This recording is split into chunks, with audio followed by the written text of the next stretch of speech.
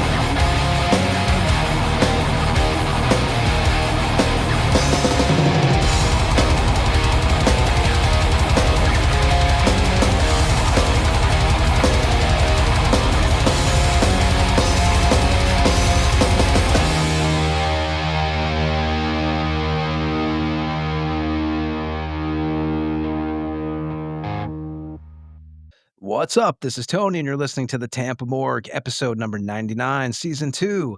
And as always, I'm joined by my co-host from his studio deep in Tampa Bay, Florida, Mr. Ed Webb. What is up, Mr. Webb? Mr. Anderson, you long-range driving motherfucker, what's up? I am literally I just got out of a vehicle about 15 minutes ago, took the family, my sister's in town and my nephew, went over to Riga over in Latvia. Great time. It's a fucking great city. But literally got stuck behind all the tractor trailers and the logistic trucks. My kid, unfortunately, gets road sickness, emotion sickness, whatever you want to call it. I had it when I was a kid, so we dealt with that. So we had to empty some buckets on the way. But the weather was great. And I'm back on the Tampa Morgue doing episode 99. And speaking of weather being great, I know you've had a hell of a week, man. Yeah. I went out of town on a secret mission, and the day I got out of town, well, first it was a 15-hour drive that should have been 10. 3.5 hours of fucking traffic because of an accident. A truck hit the overpass and apparently took it out. Dude, creeping for 2 hours. yeah, that was not fun. And then as soon as I get out of town, I get the great news that my air conditioning broke. So no air conditioning in Florida. You go ahead and tell me how that would work. You know from fucking experience. It went to, apparently it was like 91 degrees in my house. Um, and we only have, like, in my bedroom, we have one of those portable units that you could put anywhere. So literally all the animals, 3 dogs, 3 cats, are hanging out in this bedroom with the air conditioner so they don't die. Yeah, it was. I mean, I wasn't here, but trust me, my fucking text messages, and I give Bryce and Tristan all the fucking props, man. Bryce took the AC apart outside, tried to figure out what it was, and he, it, AC is a complicated thing because it could be a million things, But yeah, but the day I got back like 4 in the morning. I go out to my shed, pull another air conditioning unit out, put it in, and all day waiting on the AC guy, but he fixed it. It was the blower motor. Fucking thank God it was under warranty, or I would have been paying $1,400. God damn it. What are your temperatures this week over there? Dude, it's fucking deep 90s, man. I mean, I can tell you Monday all day. Um, where I'm at right now is a different room than I used to do the podcast in, but it's right off my bedroom. And I had that unit I was talking about, the portable one, with the door open and 4 fans, just trying to keep the 2 rooms cool.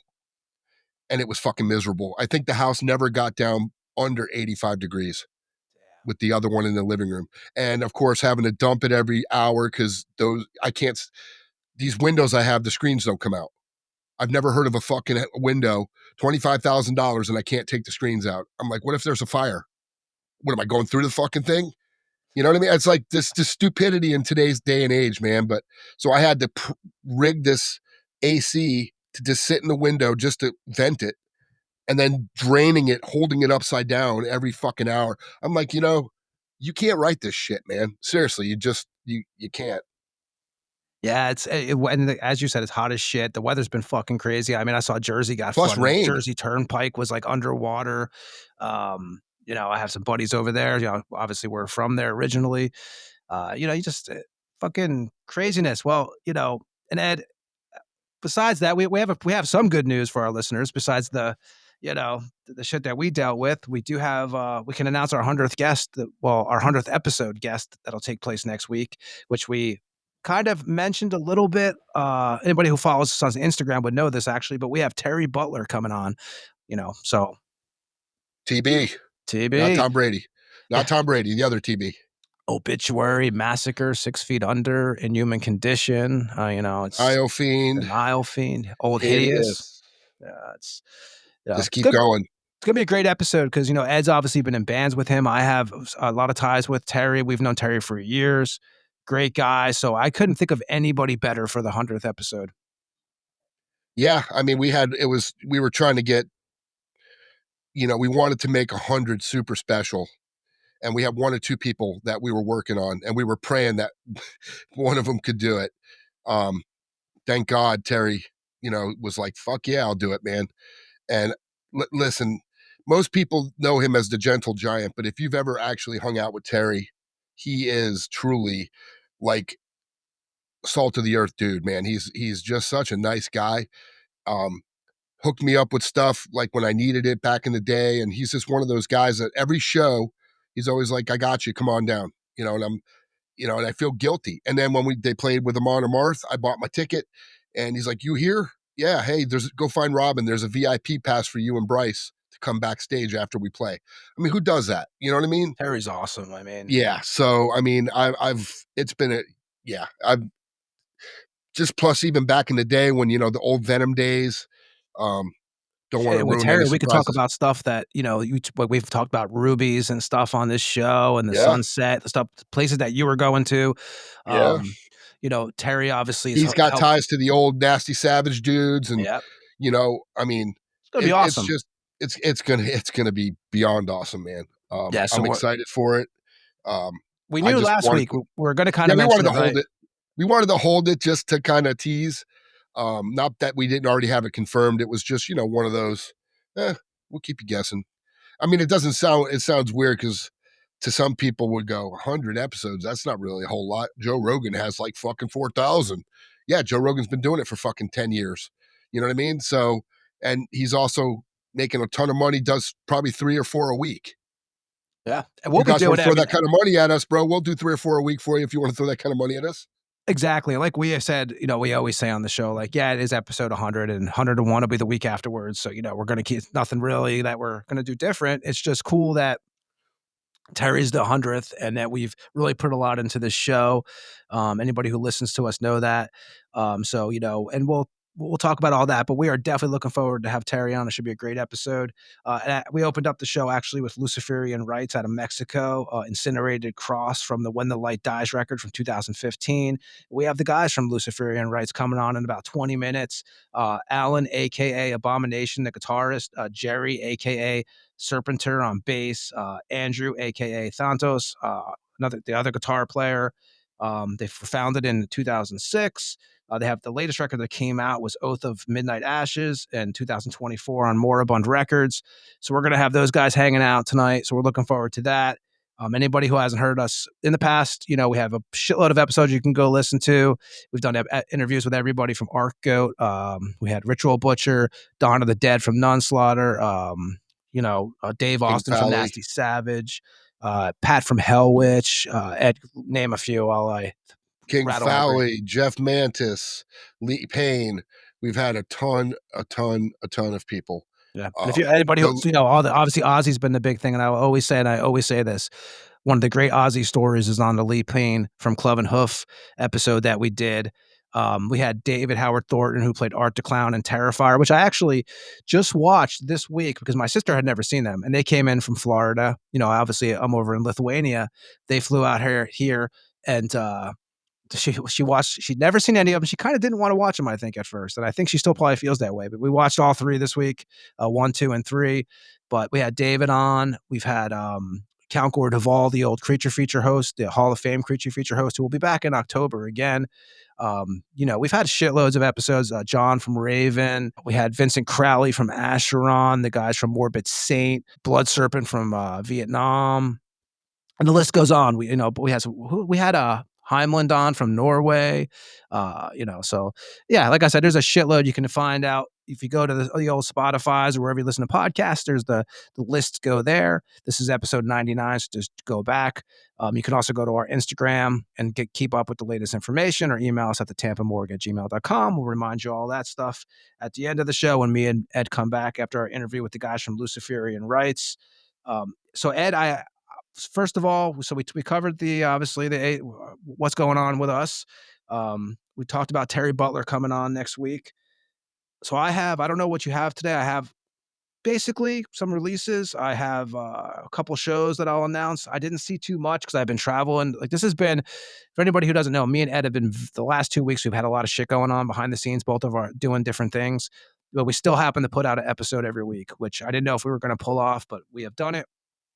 And Ed, do you want me to start? Do you want me to start with the releases and then whatever you have, and we'll kind of keep it going fast tonight, and then we'll get the guys from Luciferian Rites on. Do it.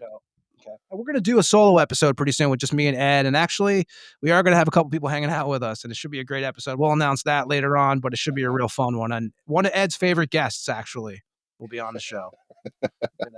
So, 2 of them. Two of the, and it'll be a great one, so we'll cover all that in the future too. But I'm going to go through the releases, and then we'll go through the shows, and then we'll get the guys from Luciferian Rites on, and then let me see here. So I'm going to start, Mr. Webb, with out of China. Abuser is the name of the band. Holy Wars is the name of the record. It's coming out on Gutted Records out of the UK. Abuser formed in 2024. First release was their debut full-length, Sadistic Lord of War, in 2024. Abuser also released 2 EPs and a split with Nanxing out of Mississippi. Holy Wars will have 11 tracks and come out July 14th. Sorry about that. Dead Whore out of Argentina. Death metal band. What Dwells in the Depths is the name of this one. Comes out on Sons of Hell Productions out of Argentina. Dead Whore formed in 2018, put out their first demo, a 3-song demo in 2019. The band also released the EP titled Silence of the Grave in 2022. What Dwells in the Depths also comes out on July 14th. Death Rot out of Finland. Necro Sex Somnia is the name of this one. Self-released. It's a one-man project. Death Rot formed in 2014. First release was an EP in 2019 titled The Unknown Grave. Death Rot has released 5 EPs, 1 demo, and this will be their 3rd full length. Has 9 tracks. Also has a cover of Pentagram's Forever My Queen. That is out July 15th. Witch Snake out of Italy, a stoner doom metal band. Satanas is the name of this one. Comes out on Helter Skelter Productions out of Sweden. The band's first full-length release was the self-titled 2022 album. Also released a full-length titled Death Cult of the Snake in 2023. This will be the band's 3rd full-length. It'll have 8 tracks and come out July 15th. Reburied out of Seattle, death metal band. Flesh Mourning is the name of the record. Translation Lost Records out of Pennsylvania. Reburied formed in 2018. Their first release was a 4-song demo in 2020. They also put out a split with Deconsecration out of Seattle. Came out in 2021. And a full length in 2023 titled Repulsive Nature. Features members past and present of Wounded Giant, A City Screams in Terror, Invocation Ritual, and Forn. So that's available on July 18th. And I believe I have 2 more for, let me see, 2, yeah, 3 more for you. Sorry about that. In Trails out of Sweden, death metal band. Grip of Ancient Evil is the name of this one on Hammerheart Records out of the Netherlands. Formed in 1990, their first release was 2009. It's titled The Reborn Demo. They put out 2 demos, 3 splits. This will be the band's 8th full length. 11 tracks, available July 18th on Hammerheart. And I have Beheaded out of Malta, a brutal death metal band. Godam is the name of the record. Agonia Records out of Poland. Beheaded formed in 1991. First release was a demo titled Soul Dead in 1995. They have released 1 demo, 1 EP. This will be the band's 7th full length. Beheaded features members past and present of Biblical Infamy, Coffin Birth, Blasphemer, and Hiss Like the Damned. A Dam is available July 25th on Agonia Records. Blood Ride out of Finland, thrash metal band. Deafening is the name of this one. Wormhole Death out of Italy is the label. Blood Ride formed in 2000. First release was the 2003 demo Taste of Blood Ride. Deafening will be the follow-up to the band's 2021 full length titled Idiocracy. This will be the band's 5th full length. Will be available on July 25th. Dehuman Rain out of Germany, a death metal band. Dawn of Malefic Dominion, FDA Records out of Germany.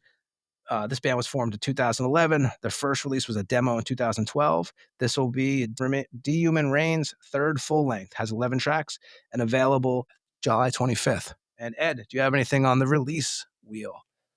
I do not. Nothing. I looked and there was nothing new that released, which is very strange, to be honest with you. There you go. And I will mention this. I don't have an exact date because I talked to Nick Goodyear yesterday. And Lethal Prayer, Sacrilegious Infernus will be coming out early August. So when we get a date for that, we'll let you know. It's coming out on Decaying Filth Music. But that's Lethal Prayer.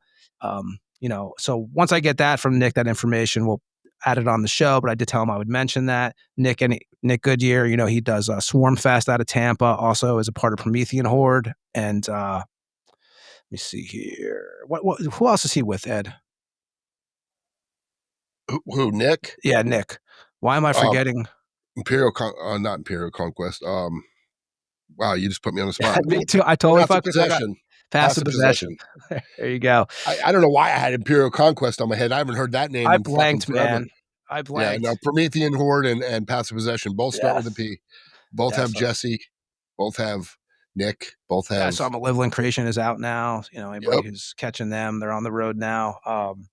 So I have that. And for shows, I only have a few that I pulled. Like I said, I have been traveling for the last few days. There hasn't been much that I saw. There was one I did see that was coming, but it's kind of far out. But I was like, wow, that's a fucking crazy show. I got to remember which one it was, but because I was thinking that you saw it. Maybe you did. Did. So I probably said, oh, we'll mention it next week because it's, we're obviously. Oh, yeah. Well, I got it. There's actually 2. that I saw. One of Of these may course, be the one. Pete fucking Dark Angel, Sacred Reich, I Hyrax, saw and that, Void. yeah.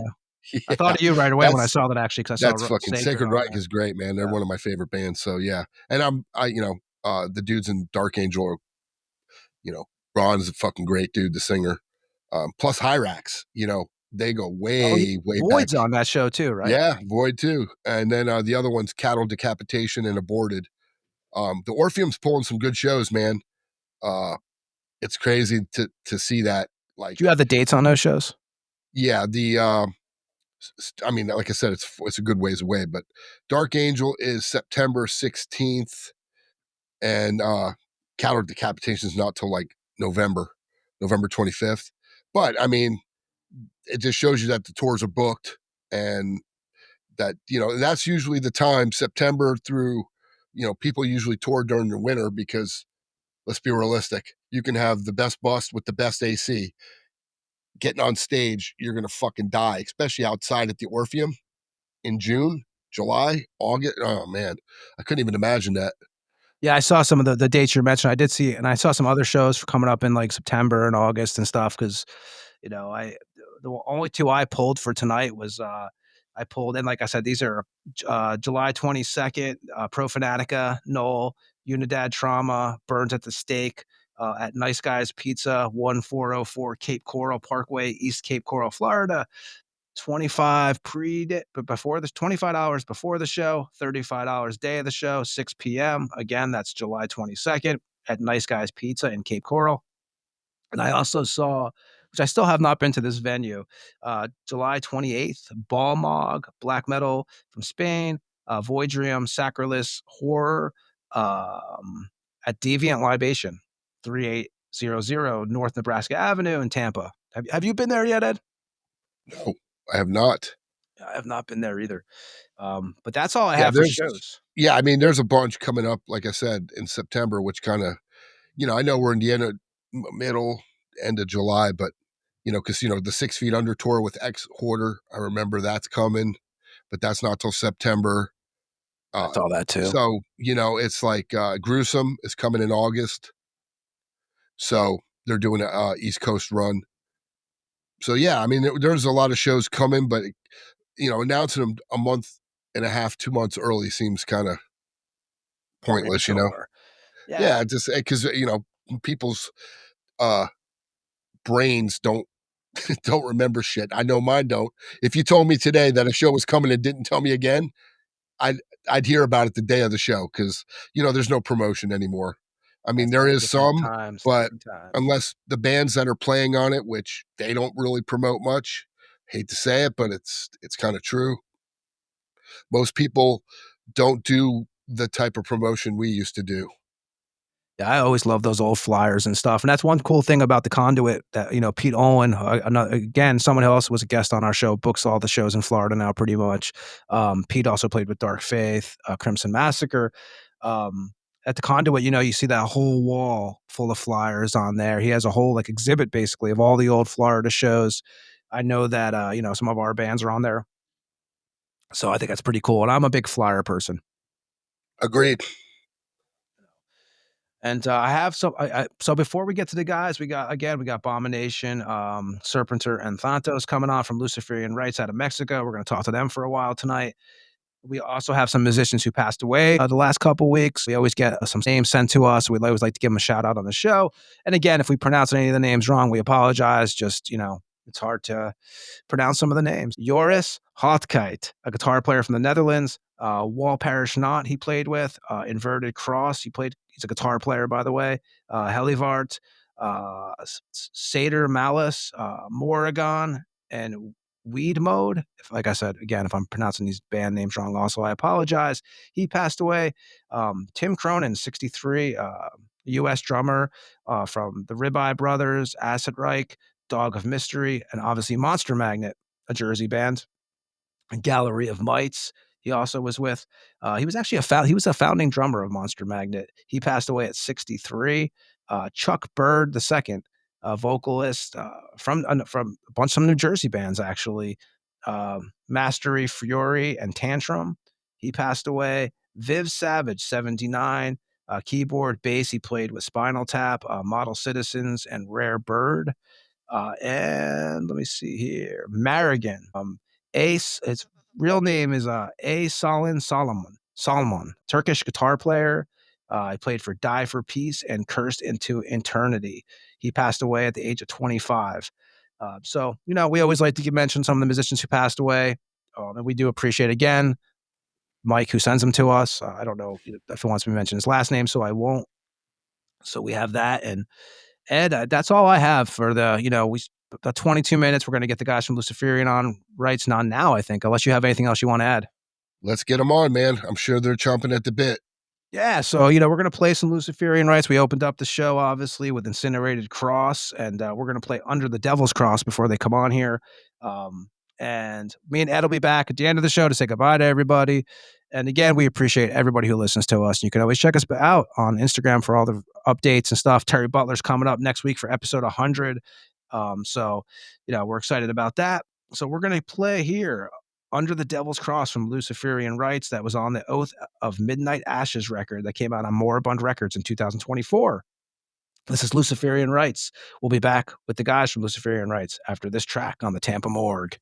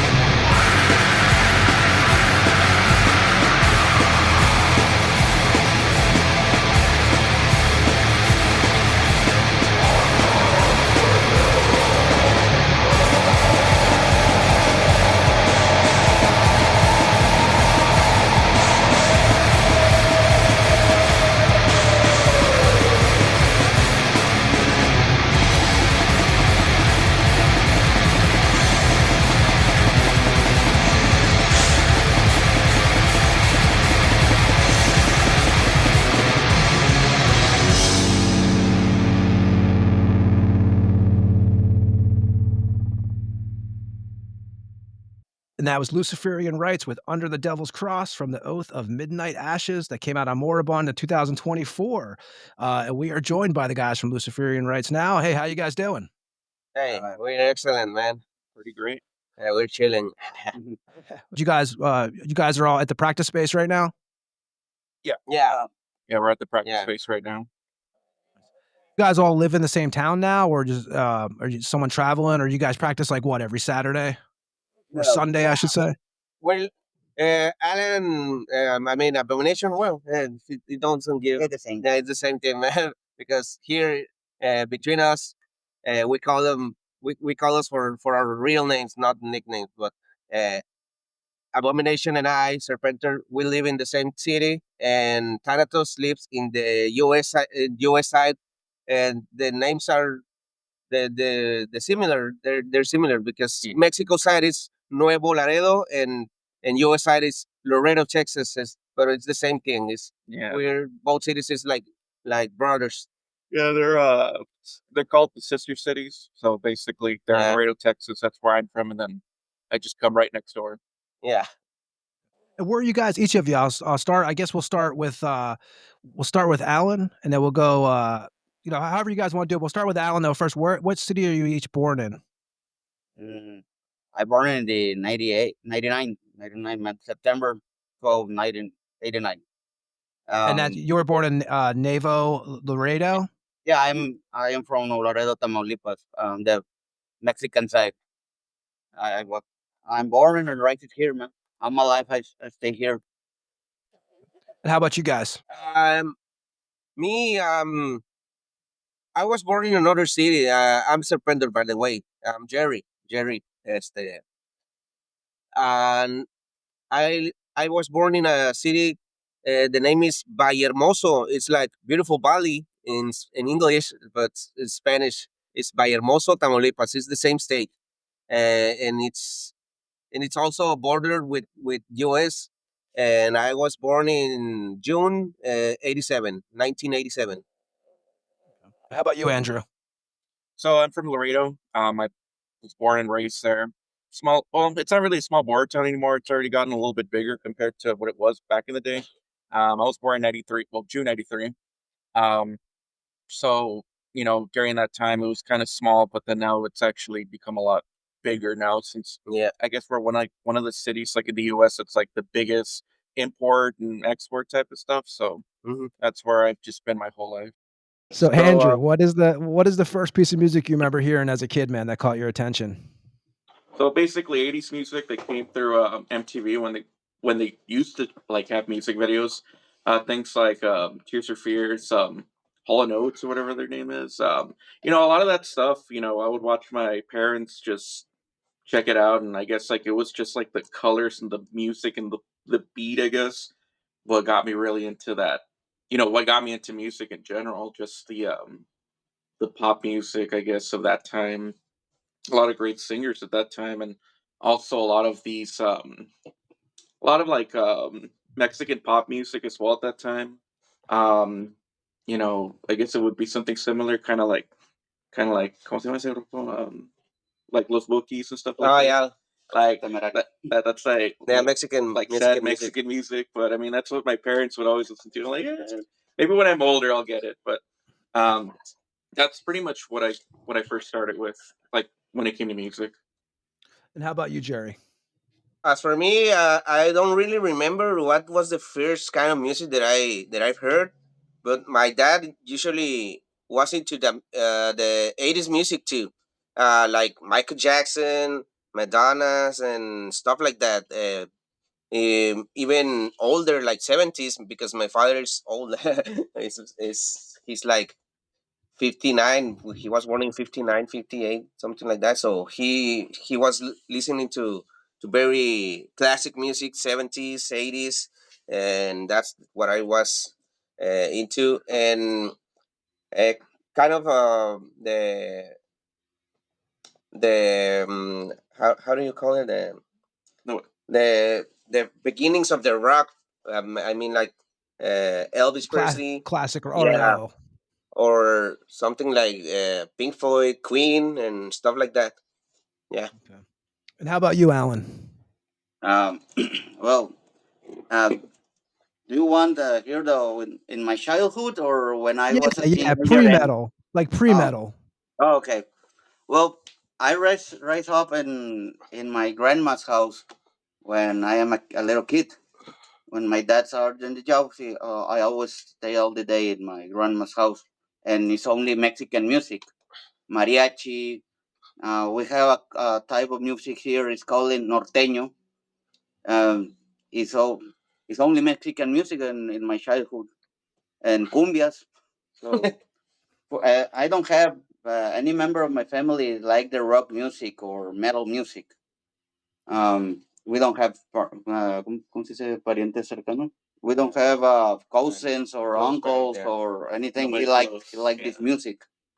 I am the black Awesome. sheep of the family, no? He's a black goat of the family. The black goat of the family. And Alan, I'll Yeah. ask you this next question first, and we'll go back around.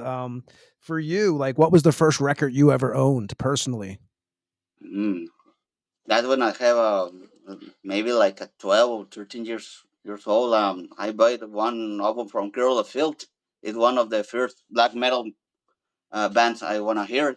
Hell, and then Demo Border, um, and Metallica and Slayer, all the stuff I started to listen to. I maybe that isn't like a 2003 or 2003 2002. It was like when I started with records and interesting to have a collection of this. How about you, Jerry? Uh, well, I don't remember the because when I started into metal, it was like it was kind of funny because most people they told me that I'm a poser for this, but it was the stuff that was hitting and back then, right? Like new metals that was got me into underground metal, listening to bands like Limp Bizkit, Korn, System of a Down, Marilyn Manson, and stuff like that. And the other ones that will be considered true metal, it was because brothers of my mother, my uncle Gilbert, he was into um, Metallica, and this one, the other one, Megadeth. Fuck Megadeth, I don't like it. I prefer Metallica, man. And then the other one was la verga, ¿cómo se llama? Well, Anthrax. Yeah. And do you remember the first record you actually had? You owned the first tape or cassette? I guess CD by. So you're what? You I guys, you're guess in your 30s. the first underground metal or true metal that will be concerned. It was an Hypocrisy CD. Yeah, I don't remember if it was Penetralia or Osculum Obscenum, and before getting into metal, my first CD was this one from uh, Linkin Park. Yeah, but it's not And considered like true metal, right? But the true metal was I don't remember if it was Penetralia or Osculum Obscenum from Hypocrisy. okay. And Andrew, what was your first record? It's a little tough to remember, but I do recall I was probably like 12 or 13 at the time. Back in the day when Circuit City was still a thing, or not Circuit City, it was probably Circuit City. I don't remember that. I was I was like, I remember I saved up some money because there was this band that my sister would always talk about, and that was Demon Board Gear at that time. And she would always like play it and stuff, and I'm like, hey, can I borrow Lucy? Like, no, you have to get it yourself. So, the first CD I remember buying, I think it was in summer. I like cut grass for this damn record or whatever. It was the Stormblast album, but it was like the remake, I guess, at that time. I guess like they redid it or something. I didn't know at that time. And that was like the first CD I bought with my own cash at that time, and I played the crap out of that album. It was crazy, and like I think it came with a DVD as well. So I ended up like getting really into it because of that at that point. But that was I For me, I think I fondly remember that being the first record I had bought in, like as a kid. Yeah. And I'll start with you, Andrew, on this next one. What was the first concert you attended? Your first gig? Even if it's not metal, like the first actual, concert you went to. The first actual concert I went to was when Malevolent Creation came to Laredo. It was and it was a great show. I mean, I think I was around 13 at the time, 14. I remember because there was this huge fight there. It was pretty cool. Some guy broke a bottle over some other guy's head, or I don't know what. I think it was like the guy from Malevolent Creation, like the bass player, like got into a fight with some guy that we knew, and it was cool. But it was Malevolent Creation, and who else played? I don't remember who else was there, but I that was like one of the first ones. My sister was the one that took me to go check it out, and it was great. I mean, as at that age, it's like, whoa, like that's so cool. I want to do that one day. Not punch. Well, maybe punch a guy, right? Like they annoy you, but I mean, you know what I mean. Like being able to do that. That was like one of my first experiences. Yeah. Nice. And how about you, Jerry? Uh, I don't remember, man. It was long ago, but for metal, it was Nargaroth because it was my first time playing with Luciferian Rites in a big scenario, and we opened it for Nargaroth in 2015, I think. Yeah, fue en 2015. Yeah, 2015 in Monterey. It's like 3 hours away from our city, and that was my first gig, my first concert for a metal band, and because for non metal bands or music, I don't remember. I don't really remember. How about you, Alan? Well, my first gig um, isn't here in my town. Actually, I see the one of the first shows of this band from Mexico. It's called in Hakavits.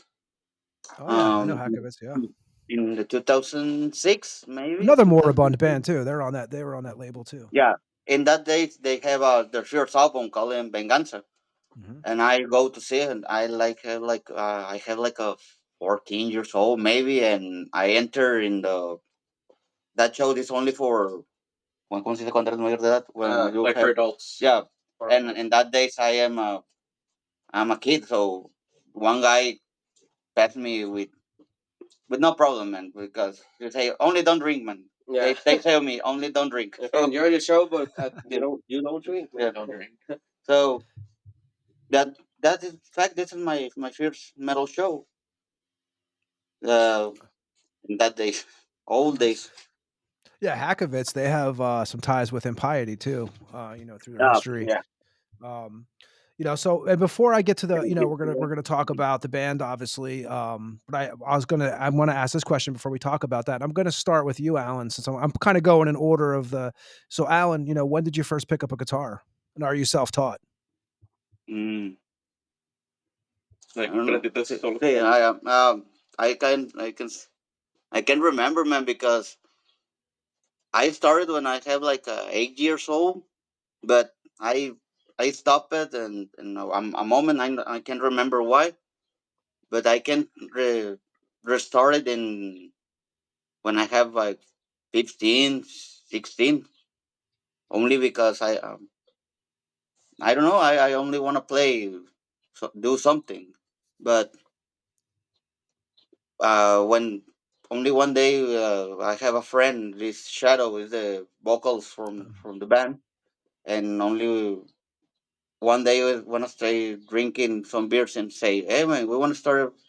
Why we done? ¿Cómo se dice común? ¿Por qué no empezaron Why a why won't we start something something? music like a band Yeah. or something? So I stay again with my guitar, but in that days I don't have a electric guitar. I have a Spanish Yeah, acoustic. acoustic guitar. So I started with that thing, and I saved some money and buy my first guitar and start all the shit, man. I don't know. It's a long story, but it passed away like 20 years ago. So Time and flies, man. a lot of beers Yeah. and a lot of experience happened in that day.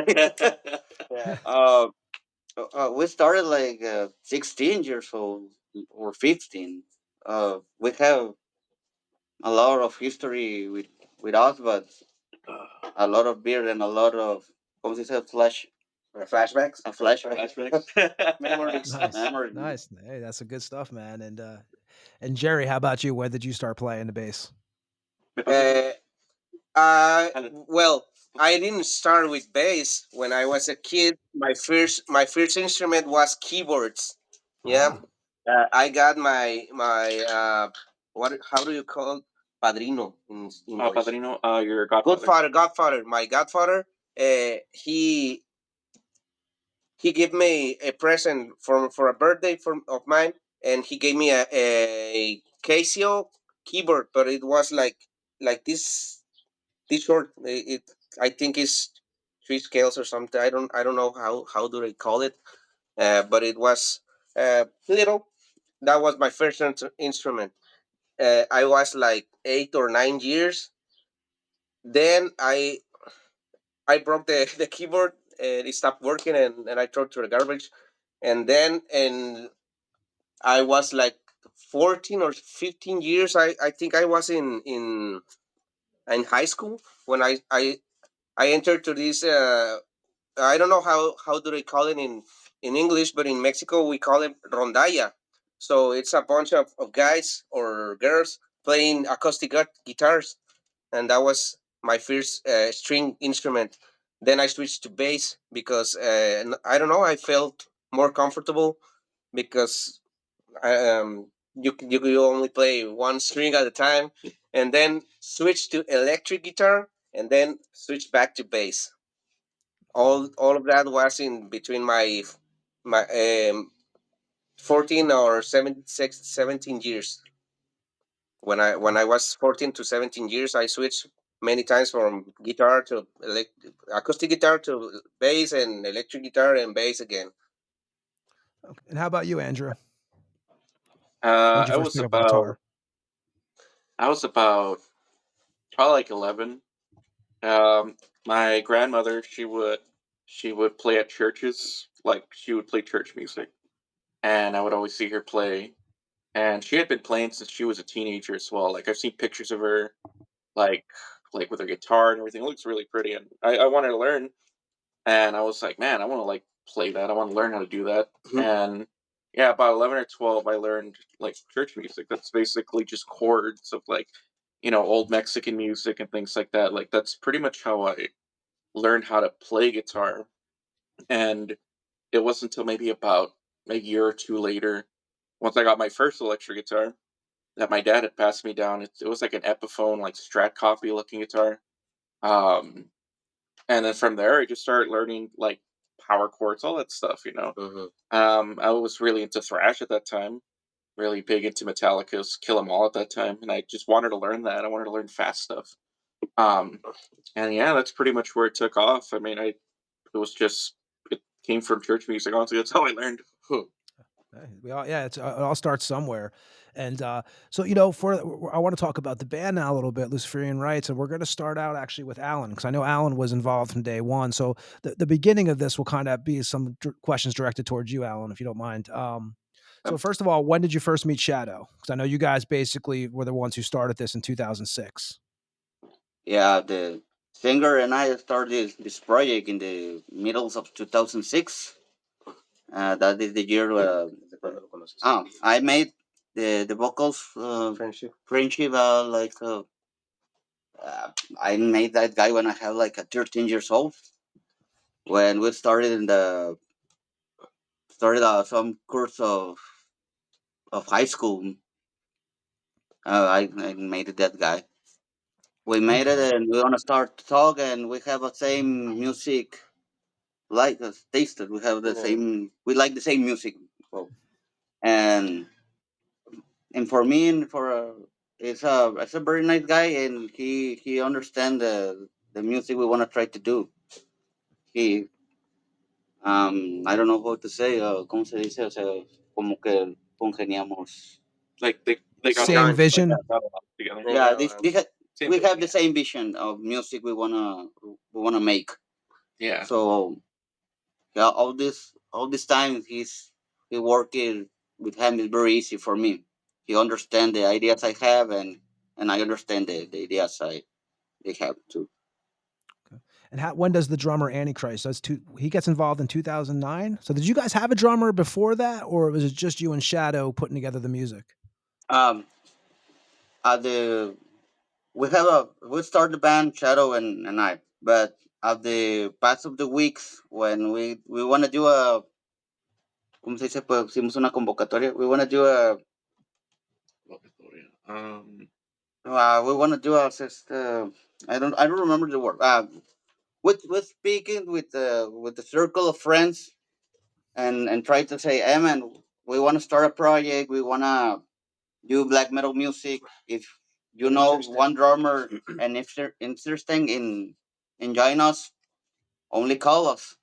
And maybe like 3 weeks, and the first drummer is Antichrist, and he comes to our place and say, "Yeah, man, I'm thirsty and I want to play with you guys." That guy we want to play before in another project. We want to have covers songs and say, "Oh, okay, well, come on," and all the start, and then that day only in a one ¿cómo se dice? In a barbecue. Yeah. All the start in a barbecue. Nice. And we want to start and play that same night. So we want to maybe we want to do a half song or something like that. I'll. It's weird for me to remember that day because it's the first time that something asking for me for that in this language. It's very difficult Yeah, no, I understand totally. to speak, but yeah. So all the start and always with my friend with Shadow, as always, we started drinking and with Chilling. chilling and start to make some good music, man. We want You to guys try had to do, you yeah, guys had several bassists at you guys would go with two bassists at first, right? You guys kind of had like I was noticing with your lineup, you guys had guys who played concerts with you guys and guys who did studio work with you. yeah. Our first bass player is called Sepulchral. Sepulchral. Edgar, what's his name? Yeah, it's Edgar. Edgar Moreno. Edgar. We always call him Moreno because it's his last name, but he we call him by that name. Yeah, his last name is his nickname. Yeah. So yeah, he started with us in like 2009, maybe. He recorded the first album. In The fact, Kingdom of the Black Moon, is that the one you guys first did or the demo? that is a very weird demo. We want to do it in that days. It's it's raw recording with a camera, Ah, okay. I was gonna wonder about that. and that we do it because one friend, a big friend from León, Guanajuato, make a show with for us in that city. So he tell us, "Hey man, Tell me something. I have something here. Come to play, and but please bring something, a demo or shared something to sell." For sale. And that days I can remember what always one friends come here and the jam sessions and start recording with a photograph camera and that day digital cameras Yeah. and recording the videos from the jams. So we only extract the audio Ah, and that's your first and demo. yeah, and make a demo. That is a very weird album. Maybe You like guys we want to do like 12 copies, maybe. You guys' And first show, was that the show that you guys were given the demo for? That was the first yeah, official Luciferian Rites concert? yeah. This is very weird because I don't have a copy of that, and the files, the original files, are lost. I lost them, Ah, and only stay in León, Guanajuato. That city is. So in here in my hometown, don't exist that copy. Yeah, oh, that's damn. only for a bunch of guys of León, Guanajuato that wanted to make a show. Yeah. Hey, send something, and this guy recording a rehearsal and extracting the audio. That's how the history starts, right? And Um, who came up with the name Luciferian Rites? Was that you or Shadow? we have the the both of us we have involucrated in the names because Shadow have, man, I like this name Luciferian. And I say to him, look, man, exists another Luciferian from Colombia. Yeah. We need to try to do something else. So this guy say, hey, man, but look, this name is mean.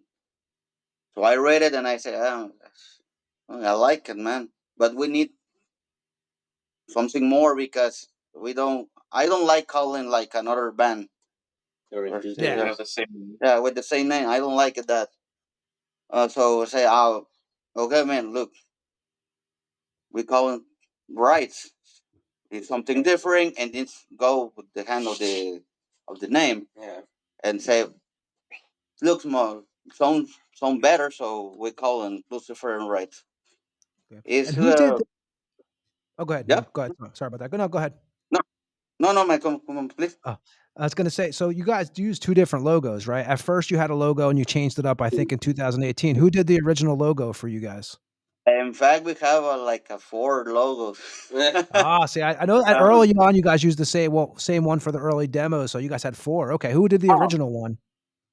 the original one is I can remember it's Shadow or one of my brother's friend make you a draw for from the name, and we want to start to put it in the first flyer we want to have chosen here in on town. And that day we don't have demos, we don't have any recording. It's only like shows, home shows. That second logo, man, I can't remember the second logo to be honest. That's okay, man. Well, But the third logo, like we have in the first official album, that that is from one guy from San Luis Potosí, Mexico. The label or the I don't know who The to name say. of the artwork. The name of the artwork, Rex Bagude, but that guy passed away in this pandemic era. Mhm. But that guy draw the first logo we want to use, and we need to change that logo because we have a little problem with another band. They have the same elements of Yeah, like the same style. the same style. ah, That was a funny story, It's man. a funny story, man. A big story, but that passed 10 years ago. In fact, we want to can remember because it's exactly 10 years ago when that happened. So Yeah. we put with another guy say, "Hey man, we need a new logo. Please, can you?" Yeah, that was funny because this band, in fact, it wasn't the band itself. It was a friend of us. It's a girl. In fact, she used to work with Moribund Records, and uh, there was a day in the morning, very early. I was sleeping, and the phone was ringing and ringing and ringing and shit. And I, what the fuck is going on, man? And I picked the phone, and and as soon as I picked up, I saw the name of her, and then it's, hey Jerry, what's going on? And we had a this big trouble with this band when they're claiming the logo rights and shit, and then, but why this? As I know, they paid a guy for designing the logo. No, but these guys are they're fucking blah blah blah blah blah. And then I saw the band logos, and they have some elements of that are the same, like the crosses and the candles and shit. But and the gold is kind of the same, but all of these elements are for general use. They're public. They don't have copyrights or shit. And I was like, okay, no, change it. We don't want to no trouble with these guys. They're very heavy in the scene and blah blah blah blah. They have influences and shit. Okay, so I took my fucking laptop and made some changes to the logo, and that was a temporary logo for this while this issue get resolved. And then it's like Alan said, we look for another guy to design the new logo that is the actual logo we are using. And there's another logo that a friend of Alan's friend, she's from ¿De dónde era la ruca, güey? Swedish. She's a Swedish girl. and she made another logo for us. Yeah, yeah, because she's friend of Alan's, and hey, I designed this logo for us. Deal for I mean for us for you, and it's free, no charge. Take it. It's a proof of our friendship and stuff. And but we only use that logo for few times.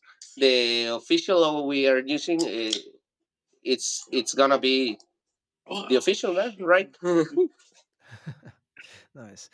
When did you guys? So I guess Alan would have this answer. Alan, when did you guys decide to use the corpse paint and stuff? When we started the band, Right away. we want to start. Yes, the first time, hey man, we want to do a black metal band. We want to stay on the stage with all with the corpse paint, with all that mean, man. Um, we we have a lot of respect for this music. We really like it a lot. So we want to do the thing in the good way. Uh, this this is a small town, but at the beginning, the people here is like look that's clown. Yeah. Look on on the stage, you know. But past the years, and the people Earn the change respect his and kind mind of and say, "Hey man, yeah. that is black metal." Well, your They area, right? Like, what are some of the band? I know there's like black, Mexico itself, like Black Vomit and stuff like that. But what are the bands that when you guys are starting, or some of the bands that you guys are around and stuff, and that you guys are maybe friends with or influenced by in the Mexico scene? well, for us, the Mexican bands we want to like a lot is called Ereshkigal, Morskog, Apsia. That is the big the like for for say something the iconic band for Mexico, you know. And that day and these days we have a lot of good bands there right now. A lot of them are very close friends for us. And you tell one band is a big band from Mexico, Black Vomit. Mhm. That band is from Monterrey, Mexico. It's like 3 hours from our hometown, that city. And in fact, we opened in a show for them in like a 2010 or 2007, maybe here in our hometown. We want to play with them. It's a very good band in that days. The singer passed away 5 years, Yeah. maybe like some years ago. I can remember the time, but yeah, that's a very good guy. And when you guys do the first full length, 2011, you guys do Evangelists of the Yeah. Black Misanthropy. Where did you guys record that at? I want to record that album in here in Nuevo Laredo, in fact, and uh, in a home in a studio. It's a it's a big studio here from Nuevo Laredo, but that guy only recording cumbia bands and Mexican music. Is the first time we want this guy recording a black metal band or a metal band, in fact, because he tell us, "Yeah, man, I never hear that music. Do you want to play, man?" Yeah. It's very weird. Uh, that guy is I don't know. This guy say like look, I can understand your music, man.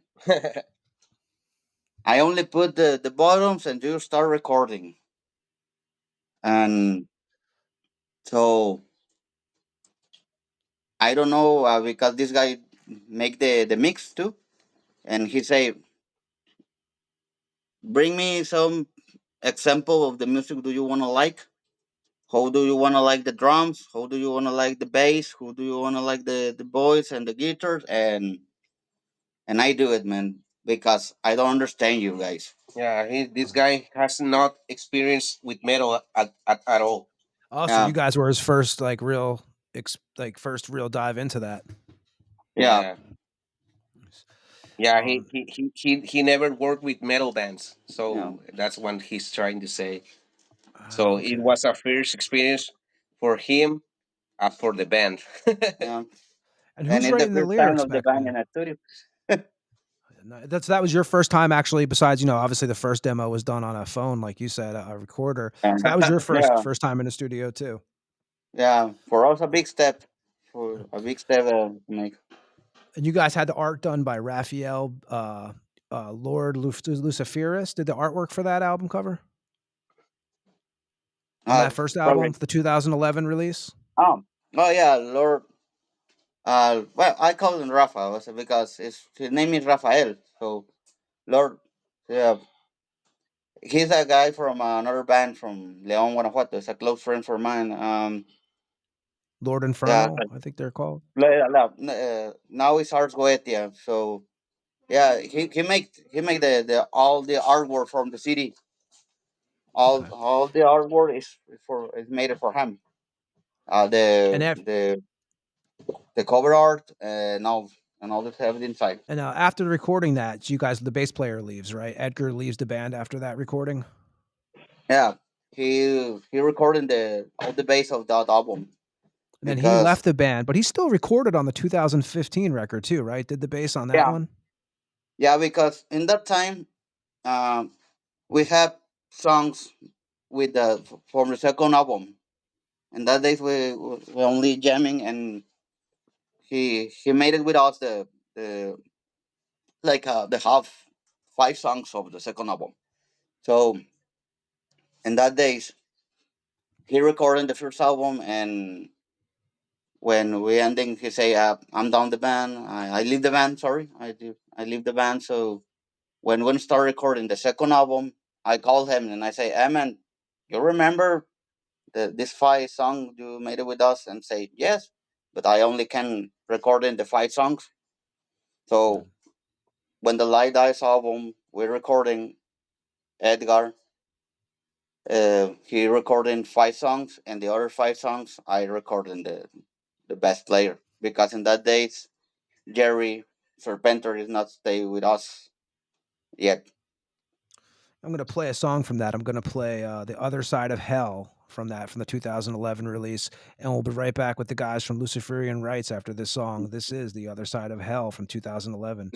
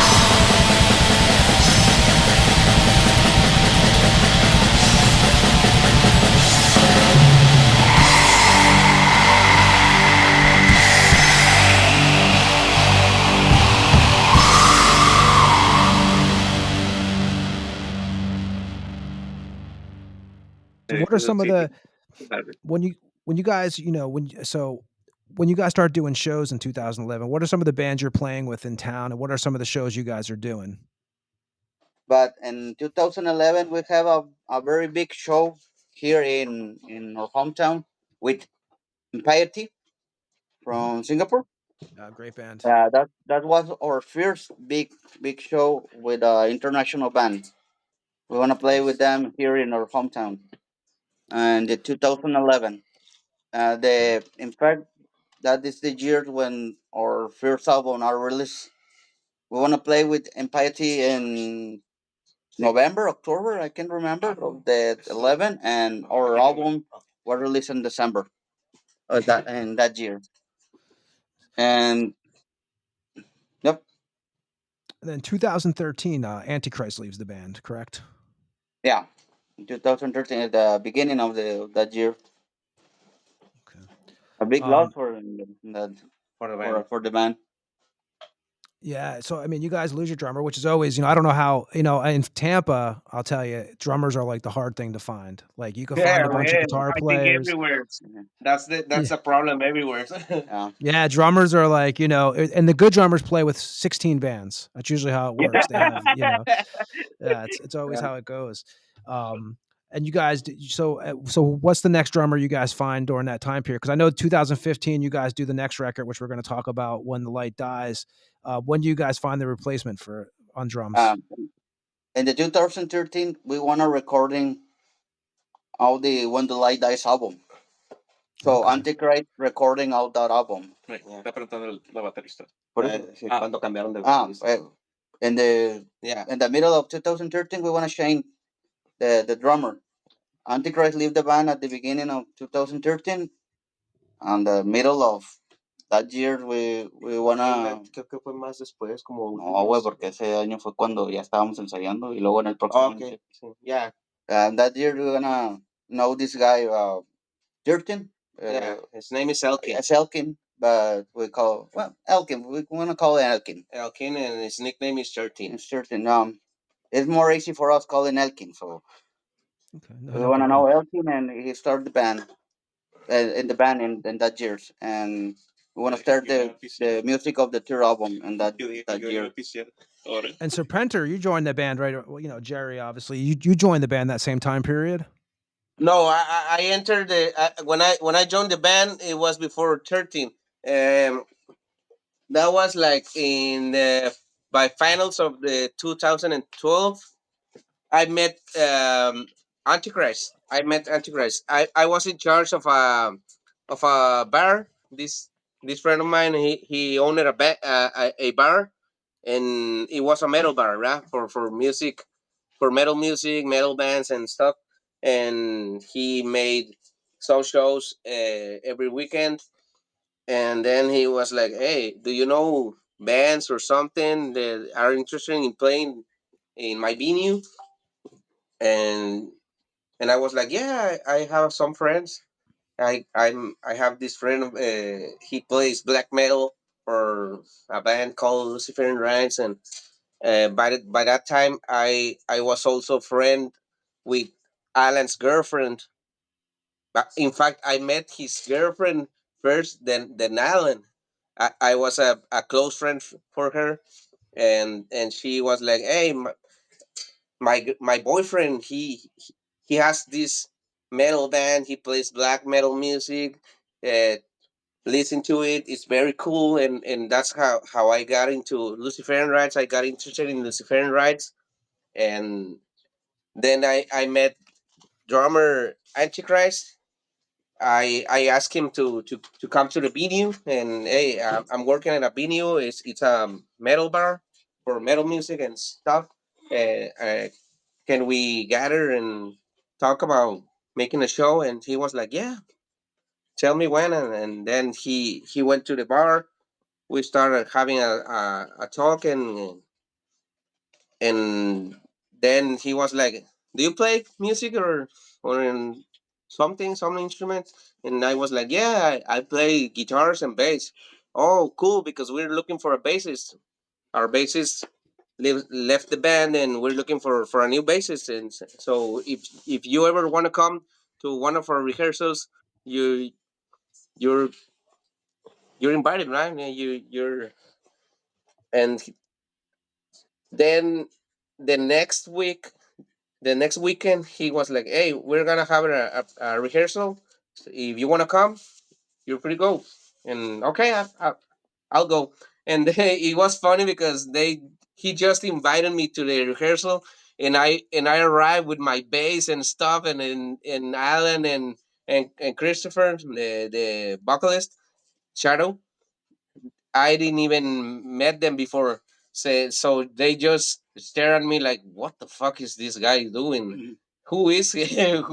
And it was very funny because they were talking each other by the ear, and like, You're thinking these and guys then fucking hate me or something, right? and then they the drummer, this guy Antichrist, he's a friend of mine. I invited him. He said that he knows uh, two or three songs from us, and Alan was like, "Ah, really? Okay, connect it, connect your bass to the amp, and let's find out if you really know our songs." And I played. I remember that I played the first albums. This The Other Side of Hell and Eternal Misanthropy from the When the Light Dies, and they were like very satisfied. Like Alan and Christopher cross sites and hey, this guy, man. Hey, are you interested in entering and joining the band? And I was like, yeah, hell yeah. Okay, fuck it, let's go. Hey, but you're fucking skinny as fuck, man. We are very, we are very, we are very drunk guys. So that body, you were gonna grow your belly, man, because we drink a lot of beer. And no problem, man. I don't give a fuck. So let's do this shit. And that's when I entered. I think it was in November or December of 2012. Okay. Ah, You guys okay. do the. When was your first show with the band for you? ¿Cuándo nos partimos? ¿Cuál? For me or for the Yeah, band? for you, Jerry. When was your first show with the band? For me, I think it was a local show. It was a show that was made in memory of a friend that of the scene, of the metal scene in here in Nuevo Laredo. His nickname was Lobito. I think that was my first show. They made a show to ¿cómo dices? Recaudar fondos. To gain, Like a fundraiser. yeah, like a foundry, yeah. So like a foundry show for the funeral expenses for this guy. Okay. And we talk about talk about When the Light Dies record. So that's 2015. First of all, where did you guys record that one?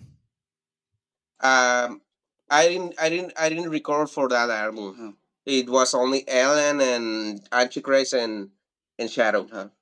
Yeah, Alan, what Yeah, studio did you guys go to? The same one as the previous? no. And in that days, and we don't have a lot of money, to be honest. We are brokers. So, uh, I and then well, we start the first album. We need to do with in the studio because we don't know anybody. We have something to record in us.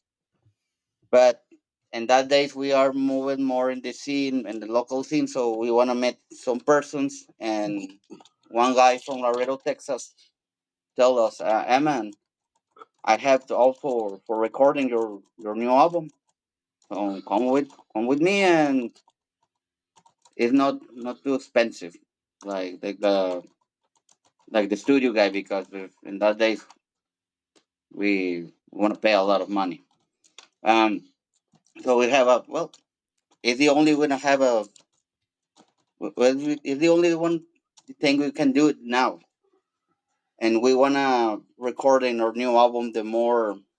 ¿Cómo se dice? Lo más rápido posible. Quickly. As quick as way possible. Yeah, because we want to have a very big situation here in our city and family issues.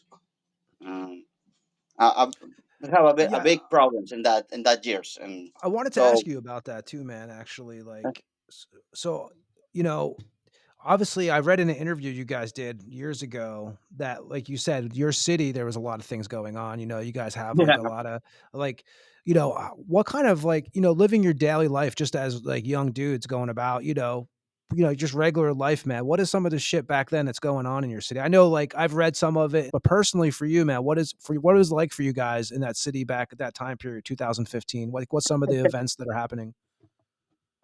In that days, to be honest, indirectly, it's too It was, violence. yeah, It's too there's too violence much and the, violence with the cartels. Yeah, a lot of have trouble and shootings. shootouts. And I remember a bombing. Yeah. They put a bomb in a car and they made it explode in the middle of And near to the presidents. I remember that. I remember because like where I live, I mean, it's literally like you can stand outside like on a slope and you can see North Laredo. And where I lived, I think like I guess like where we're at right now, if we go across, that's where I'm at. Mhm. That's where I heard all the noises. I remember I was like, "Damn, what's going on over there, man?" Like just boom, boom, boom. And you're like, "Holy crap!" Yeah. Has it chilled out a bit? Like, say 2025, has it calmed down a bit, or is it still the same shit? Just you guys kind of learned how to avoid it. no. What? Good. Dice que like todavía es lo mismo. O... No. In that day, it's too quiet right now. It's better now. Nowadays it's very calm. Yeah. It's a very calm place. Yeah, the cartels, the military and the cartels having confrontations and the cartels are losing too many members and they were like, let's take it easy for a while and it's very calm for now on. They mind their own business. We mind us, the militaries too, and it's very peaceful nowadays. In that days, But you never know when they're gonna start a shooting. well, in that days, we wanna start the.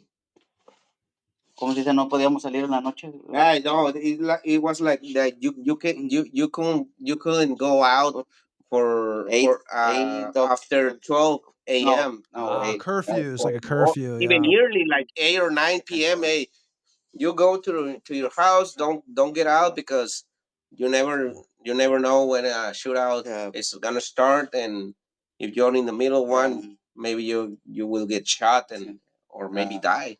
In fact, we have jammings always. In that days, we have the jamming the weekend, the Saturday day.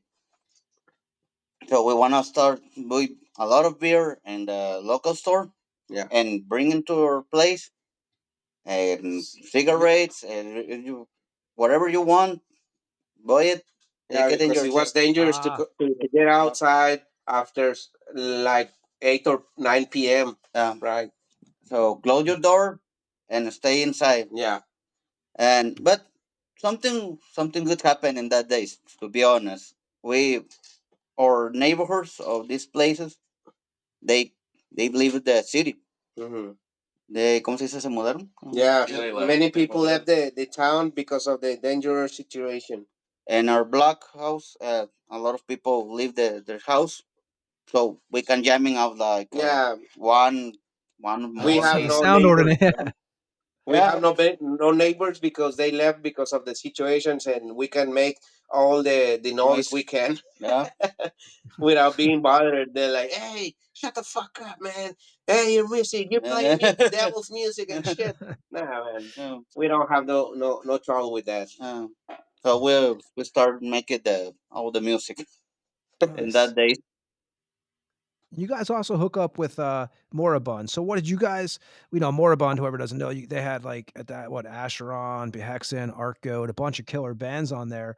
So you sent Odin a demo with no vocals on it? Is that how you guys kind of got in touch with him by email and stuff? And well, the touch with the Moribund Code Records is like what do you want to say? Is because we want to send a demo from our second album with no voice, only music. And he say, "Okay, man, sounds good." And I can remember why I sent it the first full album, the first album, and I say, "Look, this is us. This is our previous work." This is And he was like, hey, why didn't you send me this? I will fucking label it. But and unfortunately, the first one came with a Mexican label. yeah, so I told him, look, this is our second job. We only, ¿cómo se dice? Yeah. Yo solamente quería que vieras el nuevo trabajo y el viejo. I just want I just want you to see our work and how it's going. Yeah, How's our Give old him an stuff? idea of what you guys do. yeah, Yeah, and then he was like, "Hey, okay, it sounds pretty good. Uh, finish it and send it to me when it's complete yeah. because I'm interested in it too." And when I send all the album complete, he say, "Yeah, man, we want to do good stuff." So he send us a contract stuff, and we sign it, and Let's make a deal. yeah. For us, the band have a big projection here It in was a Mexico. big push up for the Yeah, band. yeah. In Mexico, Being in Moribund Records, it was like a big push up for the band. We gain more shows. yeah, and more public and stuff. Yeah, And your first U.S. show, right? Because yeah, 2016, Yeah, you guys first play United and States. I wasn't in there because I have my issues with the U.S. government. Uh, I got my visa removed, and they don't want to give it back to me, so I didn't play the U.S. show. Just Alan and Shadow, and the first one they went by themselves and with the drum tracks. With drum tracks, I programmed Oh the shit! drum track for them, and then 13 was able to go to the USA. I think it was Louisiana or something like that. No? yeah. Louisiana, To Louisiana, New Orleans. Yeah, because you guys And did what? Dallas. You hey, guys did yeah, two- New Orleans, Yeah, and some other cities, some Texas. yeah, Yeah, because 2018, you guys did what? Texas, New York, Maryland, and New Orleans. Were some of the Yeah, and shows then you guys were playing? Maryland, they were with the drum tracks. yeah. Maryland and Brooklyn. Brooklyn, yeah, Yeah, with Brooklyn. with the drum tracks. Yeah, they play with Demonic Christ. Oh, okay, yeah. Yeah. You guys also were involved in. You guys were doing splits too. You guys did a few splits. I know Mm-hmm. 2016, you guys did a four-way split. So how, and you also got a new bass player, right? A live bass player, not Critas. Yeah, Nikritos. He was a temporary member. Session. He take my place for the U.S. shows. As I said before, as I had got my situation with the U.S. government because I have a little issue with them. Um, you know, if you want to work in the U.S., you have to have a permit, and they got me without it, and they got my visa removed, and I wasn't able to go to the shows. And Nikrudus, in fact, he's how do you have it? Brother-in-law He's with my in-law. Thanatos. Yeah. He's my in-law. So he took my place for the base in Brooklyn and New York. No, Brooklyn and Maryland. Brooklyn, Maryland. He took my place in the base. Yeah. And And you in fact, he was uh, the rhythm guitarist when I started in the band, but he was for some reasons he couldn't make it and he quit. But he made us this big favor for taking my place for bass, so they don't sound too you say like empty yeah, sound or empty. something like that because only guitar and vocals with drum tracks and without bass they will fucking hear like damn man, you know. And lyrically for you guys, obviously you guys have like the occult theme, the satanic theme, but I've read stuff where it's a different approach you guys take. So first of all, does Shadow, who handles the lyrics? Is that Shadow or Alan? Is that you or Andrew? Like who does the lyrics in the band? Well, the lyrics. Shadow is the guy. Shadow is in charge. Is in charge of the lyrics.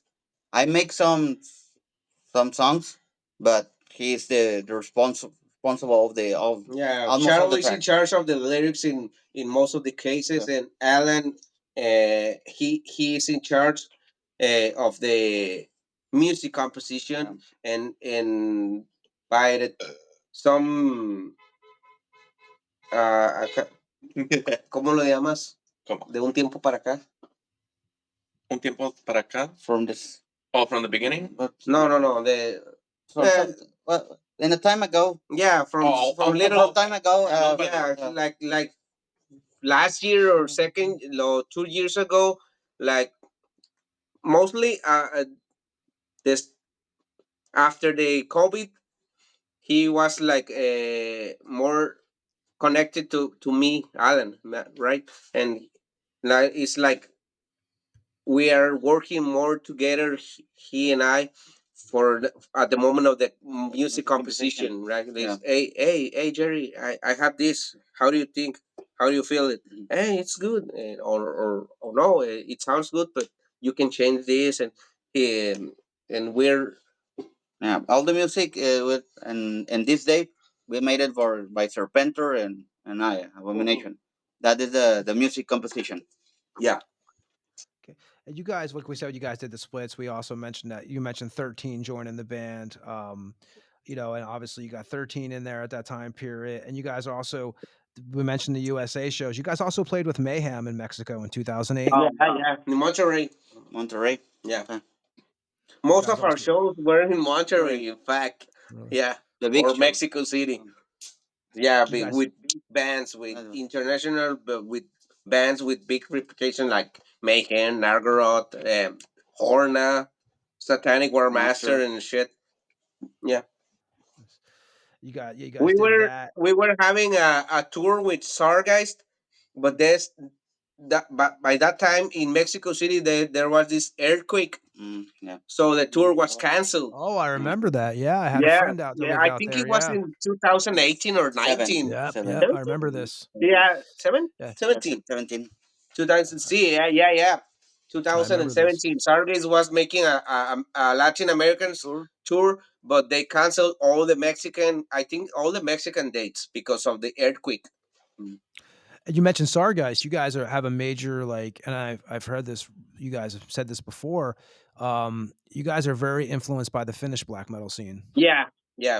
Well, it's a one way to say it because yes, obviously We have many influences, but mostly people think that we are more into Finnish black metal. Yeah, but we have another influence like Norwegian, Polish, and shit. in this case, Shadow, Serpentor, Thanatos, and our drummer now Pagan Hate, we have a different tastes. different tastes of like music. For example, for me, I like a lot of the French black metal bands like Mortifera, Celestia, German black metal like Sarkristas, The Ritual, including Japan bands like Arkasva or Crosses or Akuha for saying something. Yeah. I like a lot of that type of black metal bands. Obviously, the Finnish metal bands are very. We are very influenced by Finnish black metal, but we have another tastes too. Yeah, you guys. I've also read that you guys also like. Were you guys ever? I'll ask each of you. Actually, I can start with you, Andrew, on this one. Were you guys into any of the Florida metal or death metal or anything back in the day? Or anything like that, or So back at, I guess when I was a teen, I got really into death metal after I was going through a thrash metal phase type thing. I do remember that in forums and stuff that like death metal came from Florida, these type of things, Cannibal Corpse, all those other bands. There's just a bunch of other ones that I can't really think of right now. But there was a small portion that I was really into that death metal at that time. I think one of my favorite bands at that time. I know they're not from Florida, right? Grave. I mean, I love Grave. Like they're really cool. Yeah. I can't even think. Hypocrisy is amazing. Hypocrisy, man. Yeah. I'm trying to think of like bands from Florida, but it was a small portion of that time that I was really into death metal, which got me into black metal at that point because like I like death metal, but I don't know, something about black metal just I don't know. It, it had this like ring to me. But yeah, I did listen to a good amount of death metal at that time. I still I still appreciate it and I like it a lot. I mean it's good shit. Um yeah, I mean that's pretty much all I can think of right now. I Yeah. think How in about you, fact, Jerry and Alan? You guys into the old death metal bands at all, or any of the Florida bands yeah, like man. Deicide or As Morbid I Angel? said before, when I started into metal, the first kind of metal that people will consider poser it was new metal. Then I switched to death metal. I remember my first death metal band that I heard, it was Hypocrisy, and then I heard bands like D-Side, uh, Death, and then by that time it was like this very popular, the Ares and Casa, Napster and shit, the Oh, yeah, P2P LimeWire. from there when you can download music and shit. And that was the way that I discovered death metal. I, as I said, the first band of death metal was Hypocrisy, B side, Death, and then switched to more extreme death metal like Cat Cat.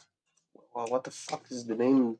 Which one? Cataclysm or something like that. Cataclysm. Yeah, and some like and it was more extreme, like how to call the genre, brutal slamming death metal. It's crazy, man. But I remember, in fact, this shirt that I'm wearing is an death metal band from for our town. It's called Violet. I just entered the band. I just joined the band in last year, December or November, and it's a very popular death metal band from our town, from Laredo. And then I switched to black metal, and I was like, this is my kind of music. This is my. I took like a lifestyle, you know. Oh, But definitely. when I started with these guys, hey, I play black metal, man. Don't expect too much from me. No, man, do your job, and we're working on that. How about you, Alan? Any death metal in your growing up? Yeah, yeah. I started to listen first black metal, but and at the same time I listened all this band like Dayside, Death, Cannibal Corpse, Obituary, and well, I like it a lot. That this death metal band from Spain. It's called Aboset. Okay. Right, Aboset. Yeah, I like a lot this band. I remember you showing me that one. And Yeah. and in fact, one of my big concert I wanna saw it in here in Mexico. The second one is in Monterrey. It's at Aboset. They come Abusa. in, yeah, in the 2007. I have like a 17 years old, and I stayed there to live see the band. A big show for me. Um, and I like a lot too the thrash metal music. Yeah, thrash metal. Death metal and thrash music for me is like one of a big thing. I like a lot band like Creator, Destruction, Demolition Hammer is one of my favorite bands Yeah. from thrash metal music. In fact, Epidemic of Violence for me is one of my top albums Yeah. for all time.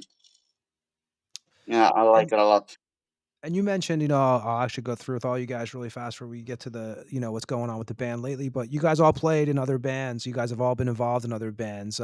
Alan, I'll start with you. Yeah, What's some of the other projects that you're outside of Luciferian Rites that you were or are involved in that you want to mention? in this moment, I only stay in another black metal project called Demon Culture.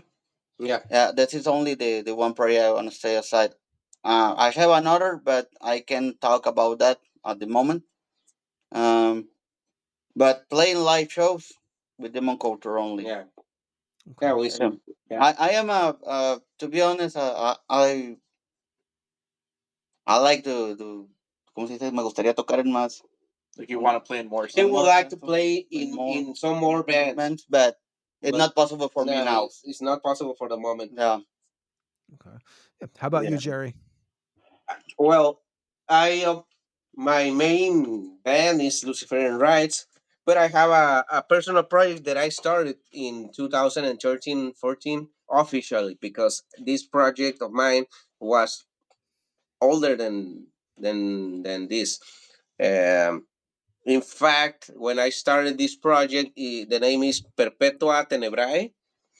It's another black metal band. I started this project by myself in early 2000 or something, when I started into metal, into black metal, and then I met this guy Antichrist, the ex drummer of Luciferian Rites. When he quit Luciferian Rites, like a year ago, like a year before or 2 years before, he was like, "Hey, let's do something." And I was like, "Oh, okay, I have this idea, I have this project in mind. Are you interested?" And then we started work out in this project. I play for Demon Culture as well, uh, with Alan and his brother. I have another project, uh, which I can talk about because it's like a surprise or anonymous stuff. And then I got into violin, the band that I talk means Razor raping. What does that say? yeah, yeah, Razor raping savage. yeah. Yeah, this It's a is shirt he a has on. favor Whoever's I got listening from can't see these it. guys. Yeah. I just joined the band last year, and now we're working on some new stuff because this band is really really old. It was I think it was one of the first death metal bands of the city, and they have their reputation, but the lineup, it was like, uh they're like that. And so now we are in a new lineup, and we're working new stuff. And we I also play for some local bands, but they're not into metal, right? Like true metal, like death metal or black metal. I play for a girl. She has this, like a solo project. She's from here and lives in Laredo, Texas. They play some kind of hard rock, and I play bass for her in some shows on Monterey. And I have another tribute band for System of a Down and stuff. That's a side of Luciferian Rites and a side of metal. But that's my all of my bands. You play for money, man. Yeah, yeah. I play for money, man. I Yeah, play we for all. Hey. money. I don't give a fuck. It's not underground. I don't give a fuck. It's not true metal. You're a bitch. As long as they as long as they pay me, okay. I fuck it. I'll do it. Whatever Zach. keeps you happy, man. but That's all but that my matters. but my taste, Your my real passion taste is is metal, Luciferian man. rights, but yeah, exactly. Yeah. Yeah. And how about you, Andrew? So right now, I am a frontman for a black metal band in Laredo. It's we're probably the only ones there, to be honest. I think every other band that did play black metal, like they're not even around anymore. It's a band called Division Black Noise, and Yeah. it's like atmospheric. I don't know. That's what everyone calls it. They're like, oh, it's like atmospheric or whatever, like whatever that means. And There's so many that's different something I've been names for doing. everything now, isn't there? It's like so many different genres and names. It's fucking confusing. There's like there's a lot of like labels and stuff. Like, look, it's black metal, okay. Yeah. Yeah. At the end of the day, that's my main thing. That's been a project since I was 2018. Um, I mean, I haven't really like played in a lot of other groups in a while. Like I've kind of like just kept it focused on this on Luciferian and my other band. Um, I mean, I do have like a project of my own that I still have to release at this point. It's kind of like like post black metal type of stuff, like like old Alcis and stuff like that. Like that stuff I'm working on as well with a friend of mine. That's kind of really it at the moment. I mean, there was some small things I was doing here and there, like like providing guitar for this or providing bass for that, but not as much as compared to where I'm at now. Like right now, it's just Luciferian and then my band as well. So those are the only ones.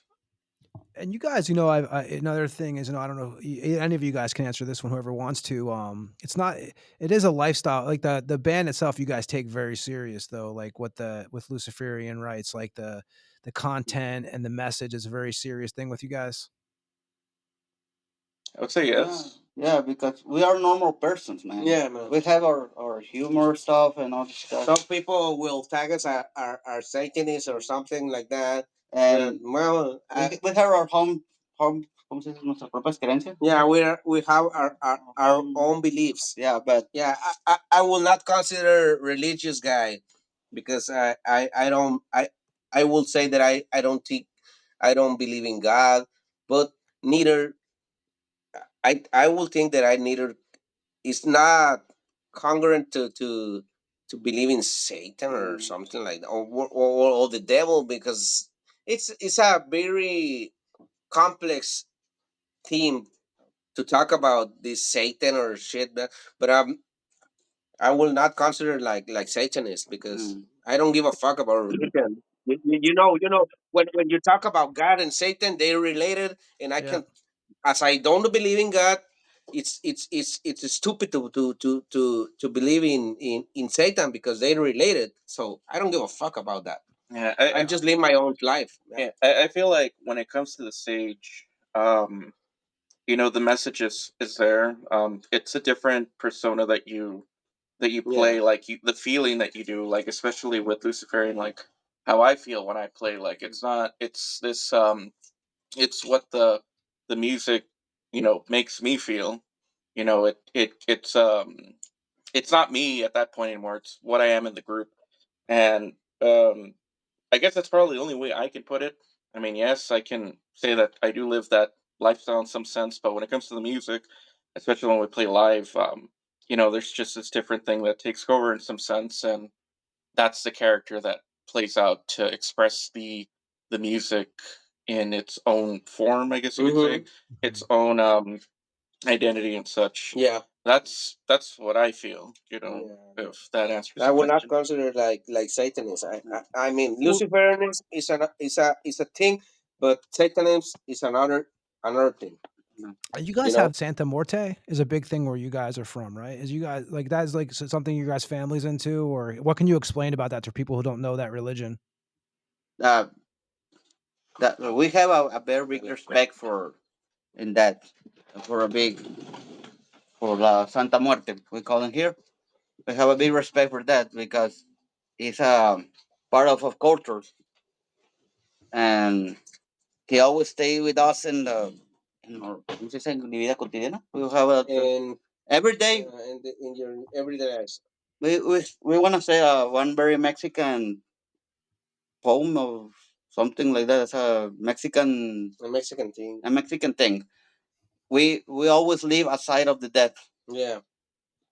So We're respect them. not scared of death, but we respect it. Yeah.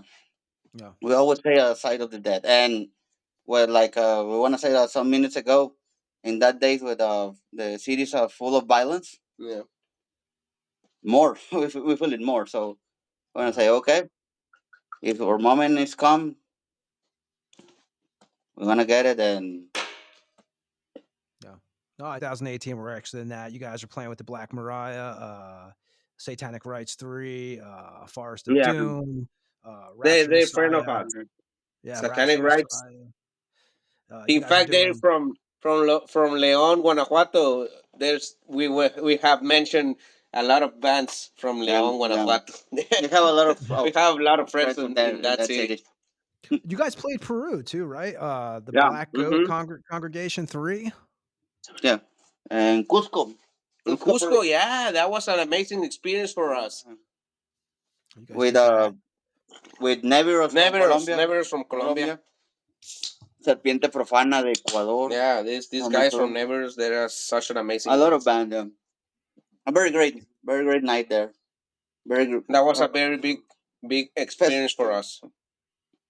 And I was Yeah. wondering too. I saw 2021 you guys do. So maybe you guys can explain this because I was trying to figure this out. I know, and it has 2 extra tracks on it. I know that are re-recorded with Pagan Hate and stuff like that. You guys did Yeah, the yeah. the It's Black that Misanthropy was album. the Yeah. So Yeah. what's So that originally came out in 2011, comes out again in 2021. What was the reason for that? The double release. Like I said, the 2021 version has Memories of Blood and Death on it, and Chaotic, Cursed, and Eternal Glow, which are done with the Pagan Hate drummer, which was the name he goes by. So why was it released twice?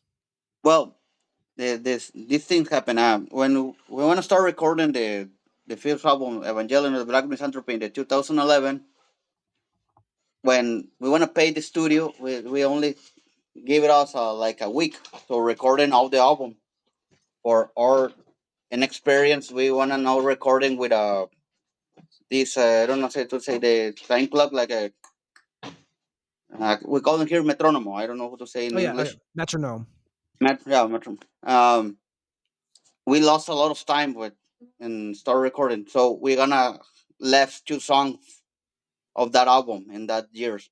Oh, okay. So when recording all the album, like Evangelion of Black Misanthropy of the 2011, it's like 9 songs and one intro. 10 years pass, and I start to find some label to release or split album from with this band from Colombia, Necrario. It's called Astral Projection. I can't remember the full name, but it's the split album we're gonna have in the 2021.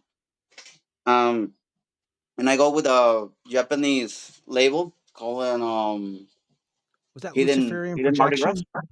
Yeah, and I say, hey man, if be possible, you can record release, please. Sorry, release the or split album. We are Lucifer right from Mexico and with this band from Colombia. And the guy of the label say, yeah, no problem. We can release your split album, but I can release your album because 2011 record. I see you have your first album was released in the 2011. This is 2021, 21? Yeah. 21, yeah, and say, how do you say, 10 years edition, Japanese edition? Add those I songs say, to oh, it. okay, and I see the opportunity to recording that song is our left in the first release. Obviously, we want to do some. We want to job more in the songs, but I say, well, this is opportunity to these two songs are in and now, and it's Oh yeah. and we have it because we want to do something different for the 2 years anniversary, 10 years Nice. anniversary. Sorry. So you add those two songs and you have Pagan Hate do the drums on those, and then which makes sense. You do the 2021, like you said, you had a split come out. You guys did a comp, also the comp titled Luciferian Projection.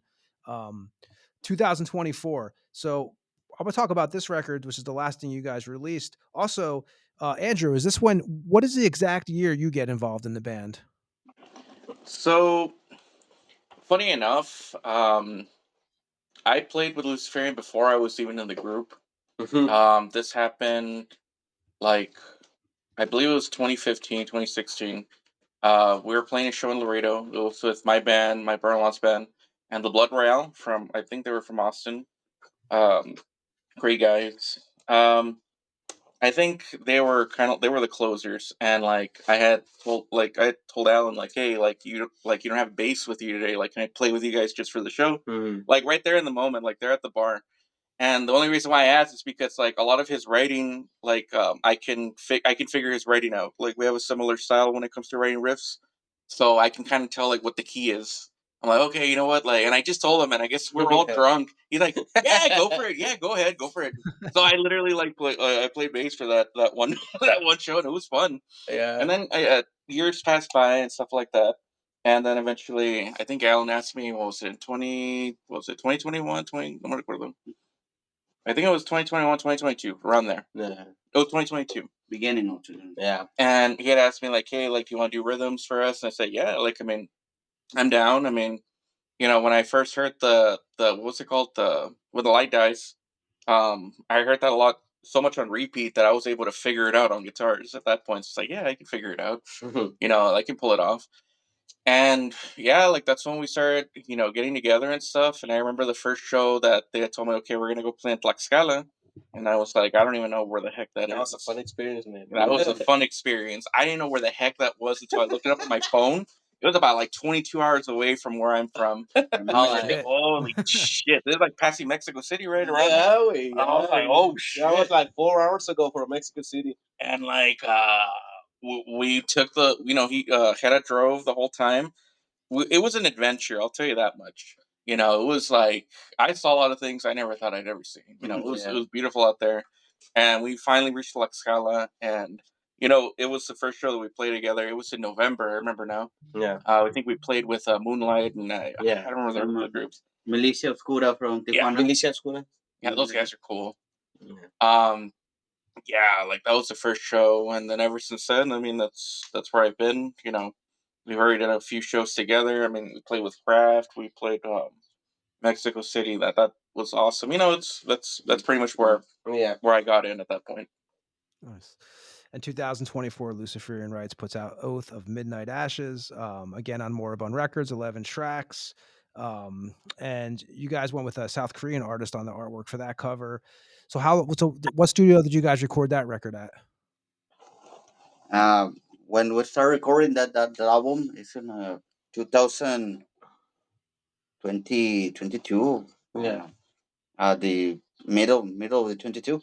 No, creo que fue entre COVID, ¿no?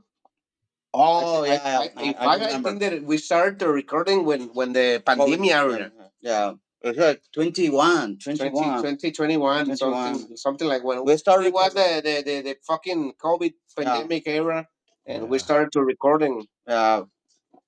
And that days, the own studios and all that No stuff studios, are open. All of this work, it was homemade. Homemade, yeah.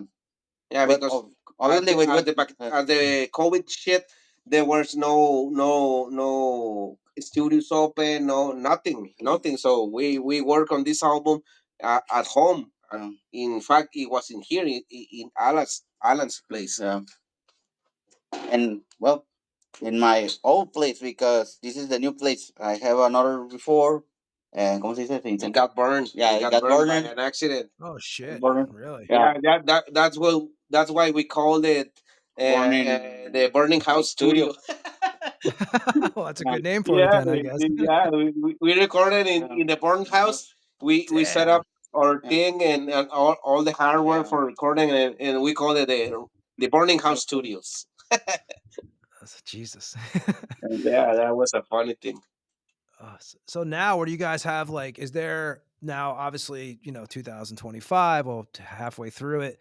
Are you guys writing new music? What's on the plans? What's next for you guys? And do you guys have shows planned for coming up the rest of this year? Or Yeah, we have some shows for the end of this year, and for the next one. This year is for us is don't have virtually we don't have anything. Yeah, only Saltillo. Only Saltillo and we're working on another split album with some Mexican bands. Some Mexicans, for the capital, for Mexico City. And they're a friend of us. We're making this split city. We are working on that.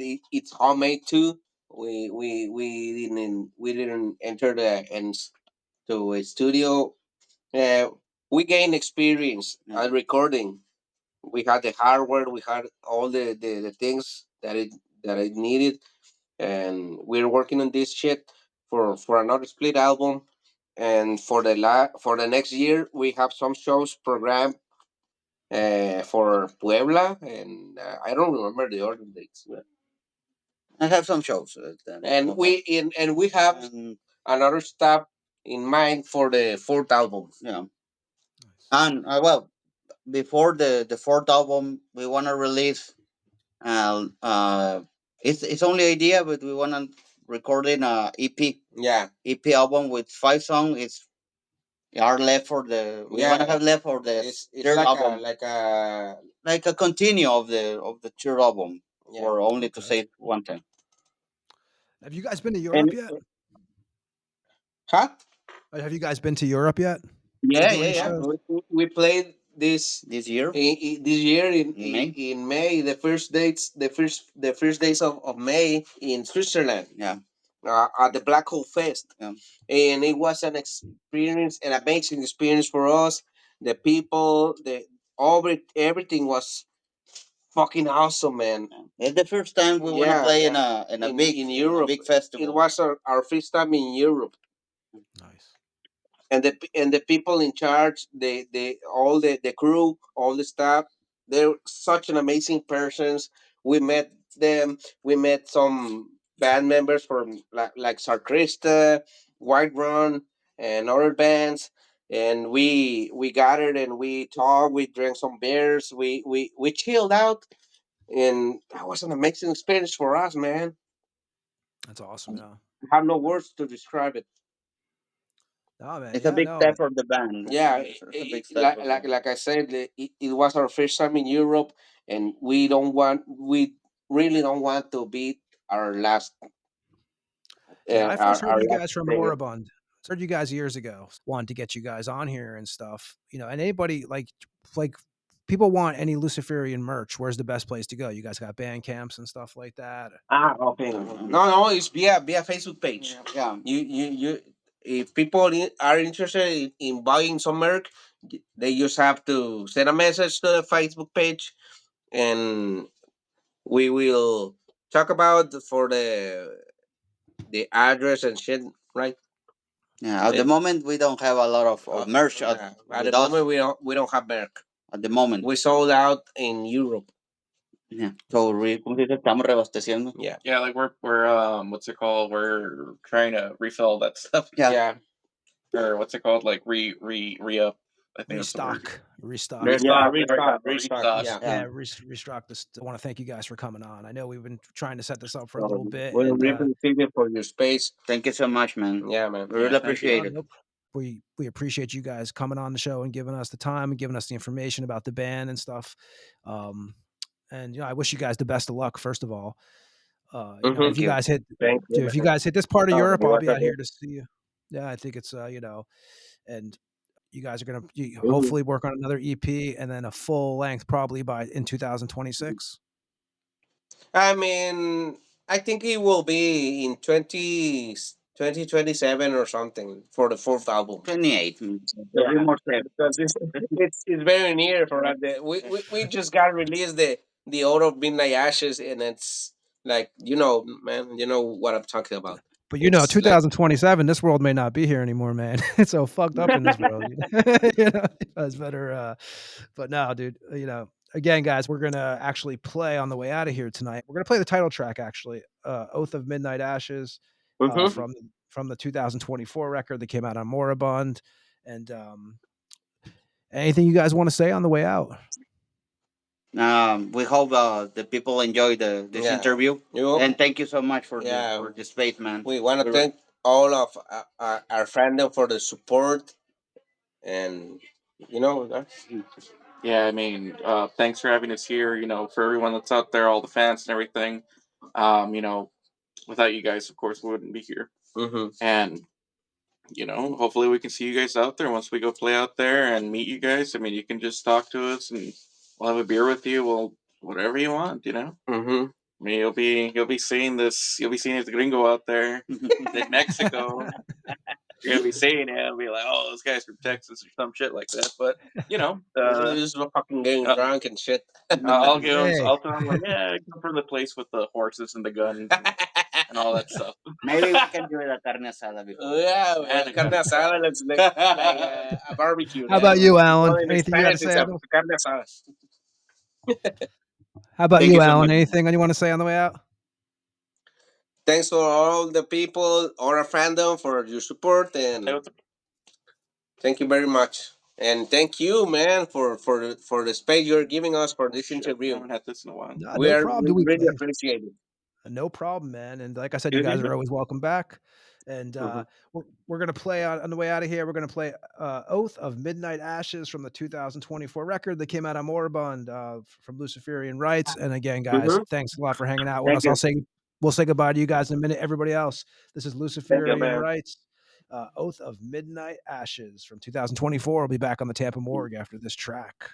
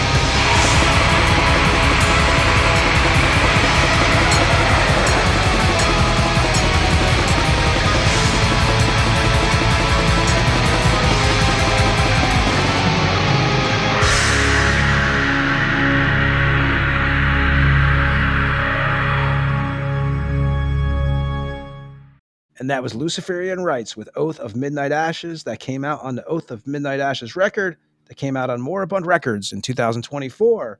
And I want to thank the guys from Luciferian Rites, Alan, Jerry, and Andrew for hanging out with us tonight. And, you know, another episode in the books, man. Number 99. 99. 99. It's funny. I could think about 15 episodes before we were like, wow, we're so close to 100. It doesn't get any closer than that, right? 99. It can't get any closer. Yeah, I mean, that's it. Like you said too, like, and you got to think, this was Ed's magic. We got, as we mentioned at the beginning of the show, we got Terry Butler coming on. So like, that'll be a fun. We always say on this show, when you get someone you kind of know and you're friends with, it's a lot. It makes for a different kind of episode. Well, and the other thing was, I had people ask me why I never got him or Rick on, and I didn't want it to. I never wanted it to feel like we were trying to be, making it a friend only thing. I wanted it to be pro. I wanted us to be like, you've pulled bands that I've never heard of, and then I've learned from you. A lot of the Finnish bands and that I've learned and you've learned. I mean, we've done episodes on 2 days' notice, definitely, for people that we've never heard before, and you know what? That works out great because it makes for a great episode and people learn about these bands that would have never heard about them. I mean, shit, we talked about probably it was either the last episode or the one before that. Like, and I did know about Anal Vomit, but we had them on, like Yano came on, and that was agreed about like 7 hours before he came on. So I mean, shit just happens, and they're still killing it, man. They're still on that tour, and we also always say too is when we first started doing this show, there were certain guys we wanted to get on, but we kind of wanted to build something first. We kind of wanted to build a foundation, like we had Sabathan on from obviously Enthroned and Slaughter Messiah on a couple weeks ago. These were guys that we had wanted on since the beginning, but we didn't just want to put them on episode 2 or 3 just because we had to fuck up a little bit and figure out what we were doing here, because we're not influencers. We're not YouTubers. We're just two guys who play in bands our whole life who decided to do this and had no idea that we were going to go do this many episodes so far. So, dude, we had no idea from the beginning, like, in all seriousness, this was just fun. We've told the story 1,000 times how our wives were like, stop fucking walking around the house like a bunch of talking morons, about music. Talking on Messenger about stupid shit. Why don't you go talk about it on do something? And, it worked out again. We were the dudes holding the phone to the fucking thing playing music. God, I can't believe we actually did that shit. Oh, no, dude. But, and then because I'm not a tech pro, but I know much more tech pro than me. Well, I know a lot about tech, man. I mean, I can fix a lot of computers and do that shit. And when I started looking at what people were using, a lot of podcasters are using these expensive fucking mics and all this stuff, but they're doing it in studio together, like a bunch of people coming into one place and doing a podcast. And I'm like, well, that's not us. Maybe one in some life, maybe, but not. Shit, it takes me 17 hours to fly to get to where Ed is right now. Yeah. Well, and again, you're not, yeah, right. You're not here. So I found these mics that basically are for, doing what we do. They sounding fucking awesome for what we paid for them. I mean, way better than I ever expected. Oh God, it's like a $50. I hate to say $60 it, but $60. Yeah, it was $60, and they're damn good bucks. And it literally, I can take this, put it in a box, and travel all over the world and do a podcast with it. Because all it is I have in-ears, I have my mic, and a camera that all folds into a thing with my laptop. And I'm traveling the world, and I can do a podcast anywhere and sound just like this. So which comes in handy when you tour. So I mean, that's going to be another aspect of the show. That was the plan, man. Because the other thing I bought, that little box which had the sound effects and shit, which was great. But then I still have to carry a microphone and a cable, and I have to carry all that stuff. And this thing works off of literally the same phone I charge my phone on. So, I mean, and we've learned along the way, not just about the equipment, but how to interview your interview skills are fucking, like, honestly, your interview skills are better than 95% of the people that on podcast that I listen to. Well, it's a lot of a challenge because I was You owe me writing for $500 for that, zines by like the way. 20 years ago, right? So it's like, but now it's totally different when you're talking to them. It's a lot different when you're doing, you're doing email interviews or you're doing writing. I used to take Ed, you remember when I was doing the Rivet Rag back in the day with Jack Rudinsky, who was the founder of the Rivet Rag. I was taking a little tape recorder and Yep. basically writing everything down after I interviewed Just these a bunch of guys. questions on a paper Yeah. that you were asking, and honestly, and get, you know what? At the end of the day, there's nothing wrong with that No, at all. I love print But scenes. but let's be realistic. The I don't want to say the long form because we don't put a time frame on our podcast, i.e., why Jeff Mantis and fucking King Fowley went 5 hours plus. Yeah. Snowy Shaw, all those guys. I think when people get on here, the last thing they're trying to do, except for if they're on a time restraint like Kyle Thomas or when we had Udo, they were on a press junket. So what are you going to do? We were on a time frame, which we don't like that, and we generally won't do them. But you don't turn down Udo and you don't turn down Kyle. No, we So always say there's exceptions. Like if King Diamond's like, "Hey, I'm coming on your show for 30 minutes," we're gonna we're let taking King Diamond come Diamond on for our show 30 fucking minutes. You got it. Yeah, man. But my thought was most people who get on here, they're not. You don't see them looking at their watch. Yeah. You never see We them. warn They're them now too. We kind of prep them, say, "Hey, man, if you don't have the time, then it's because we're really all not of it. looking for If you ratings. don't want to answer this question, we give Tell them them the all whole that, in and out, man. And we've had nobody that I can think of ever say, "Yeah, I'm not answering that question." Nope. Because we tell them beforehand, hey, it's because we're not looking for. That's why we don't. Which maybe we should. And I mean, I always hear people say it. We're not like, oh, hit this and subscribe. Yeah, we like if you subscribe, and of course, give us a like. That's great. But we don't repeat that because we're not YouTubers. We're not influencers. Or if we were YouTubers, we would be on YouTube on video. Well, and anybody who knows how all that shit works anyway, if they know that if it's something that they want to keep up with, they're going to hit the follow button. Whether it's Instagram, Facebook, YouTube, if you know anything about fucking anything, you're already doing that. So we don't have to drill it into because that's what I see on a lot of YouTube videos. If you like what we do, like and subscribe and blah blah. And it's like, dude, I don't want to be I that feel like guy. such a douche saying that. I just don't want to be that guy. I don't want to know. listen, then fuck it. We don't care. Maybe we lose a lot of people because we Yeah. don't do that, but I'd rather be true to myself and realize that if you think what we're doing is cool, then you'll be drawn to it automatically. Yeah. That's And you're it. safe from shit here. We don't talk about, we have a lot of shit we don't talk about in the real world that's going on. The real world's fucked. We just talk about straight music up, here. we're not going to talk about politics. We're not going to talk about religion besides bands. just certain thing. Well, I mean, other people talk about whatever it is that they deal with, but we don't talk about stuff that we're not divisive. We're not going to talk about things that are going to alienate one person or another because there are no two people that we're going to have on at the same time that probably have the same exact feelings. Yeah. And Ed, you're 100% right because I see people that we know that are on our show sometimes on both sides. You might see something they do on the side. You're like, and these guys might be but this. We don't talk about it because you talk about you and your normal, you and your day-to-day life can think, feel, and say whatever you want. But as long as you're not trying to push that onto somebody else, like through our channel, with the way we're doing things, then it works perfectly because we want to keep this as a music, horror, movie, centric thing. That's it. That's how we started this. Lesson, you can come back in 10 years and learn some shit.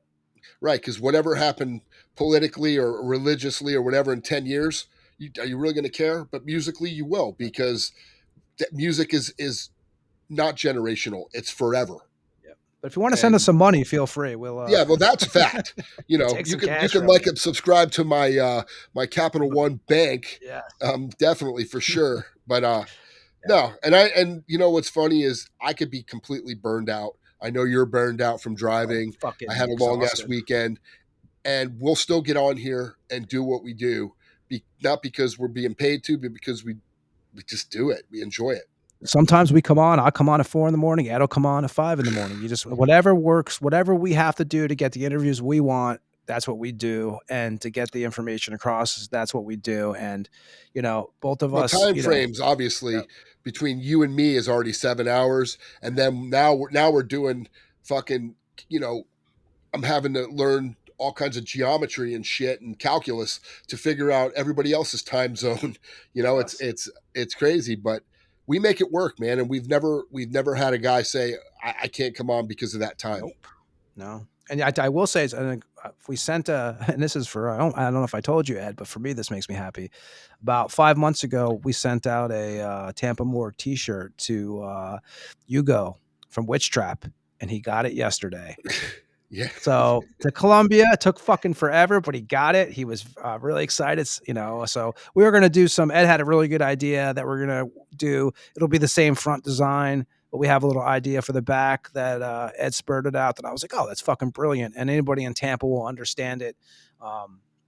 So yeah, Ed, I'm exhausted. I say, let's get the hell out of here. Let's do it, man. And next week we have a big episode coming on. Like I said, we got Terry Butler, so that's going to be awesome. And then, we'll keep on updating guests on the Instagram. If anybody wants any information, that's where you go. If you want to email us any questions, which we do have some mail we'll read in the next couple weeks because we are trying to figure out a episode with no guests. You can email it to thetampamorgue@gmail.com. And Ed, where can they find us?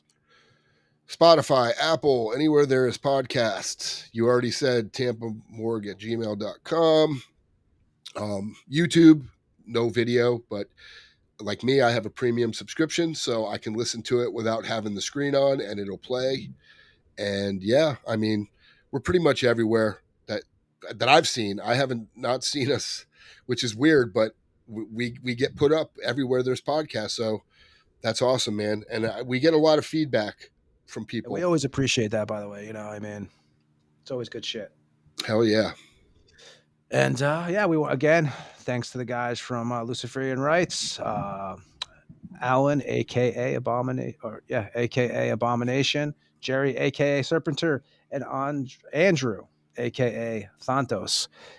Anybody hasn't checked them out, check them out, and we'll be back next weekend. Yes, sir. Terry Butler. Everybody else, have a good week. Stay safe, and if the world doesn't blow up, we'll see you soon. Peace. See ya. This is King Fally from Deceased, and you just listened to another episode of the Tampa Morgue. Tune in next week and stay fucking dead.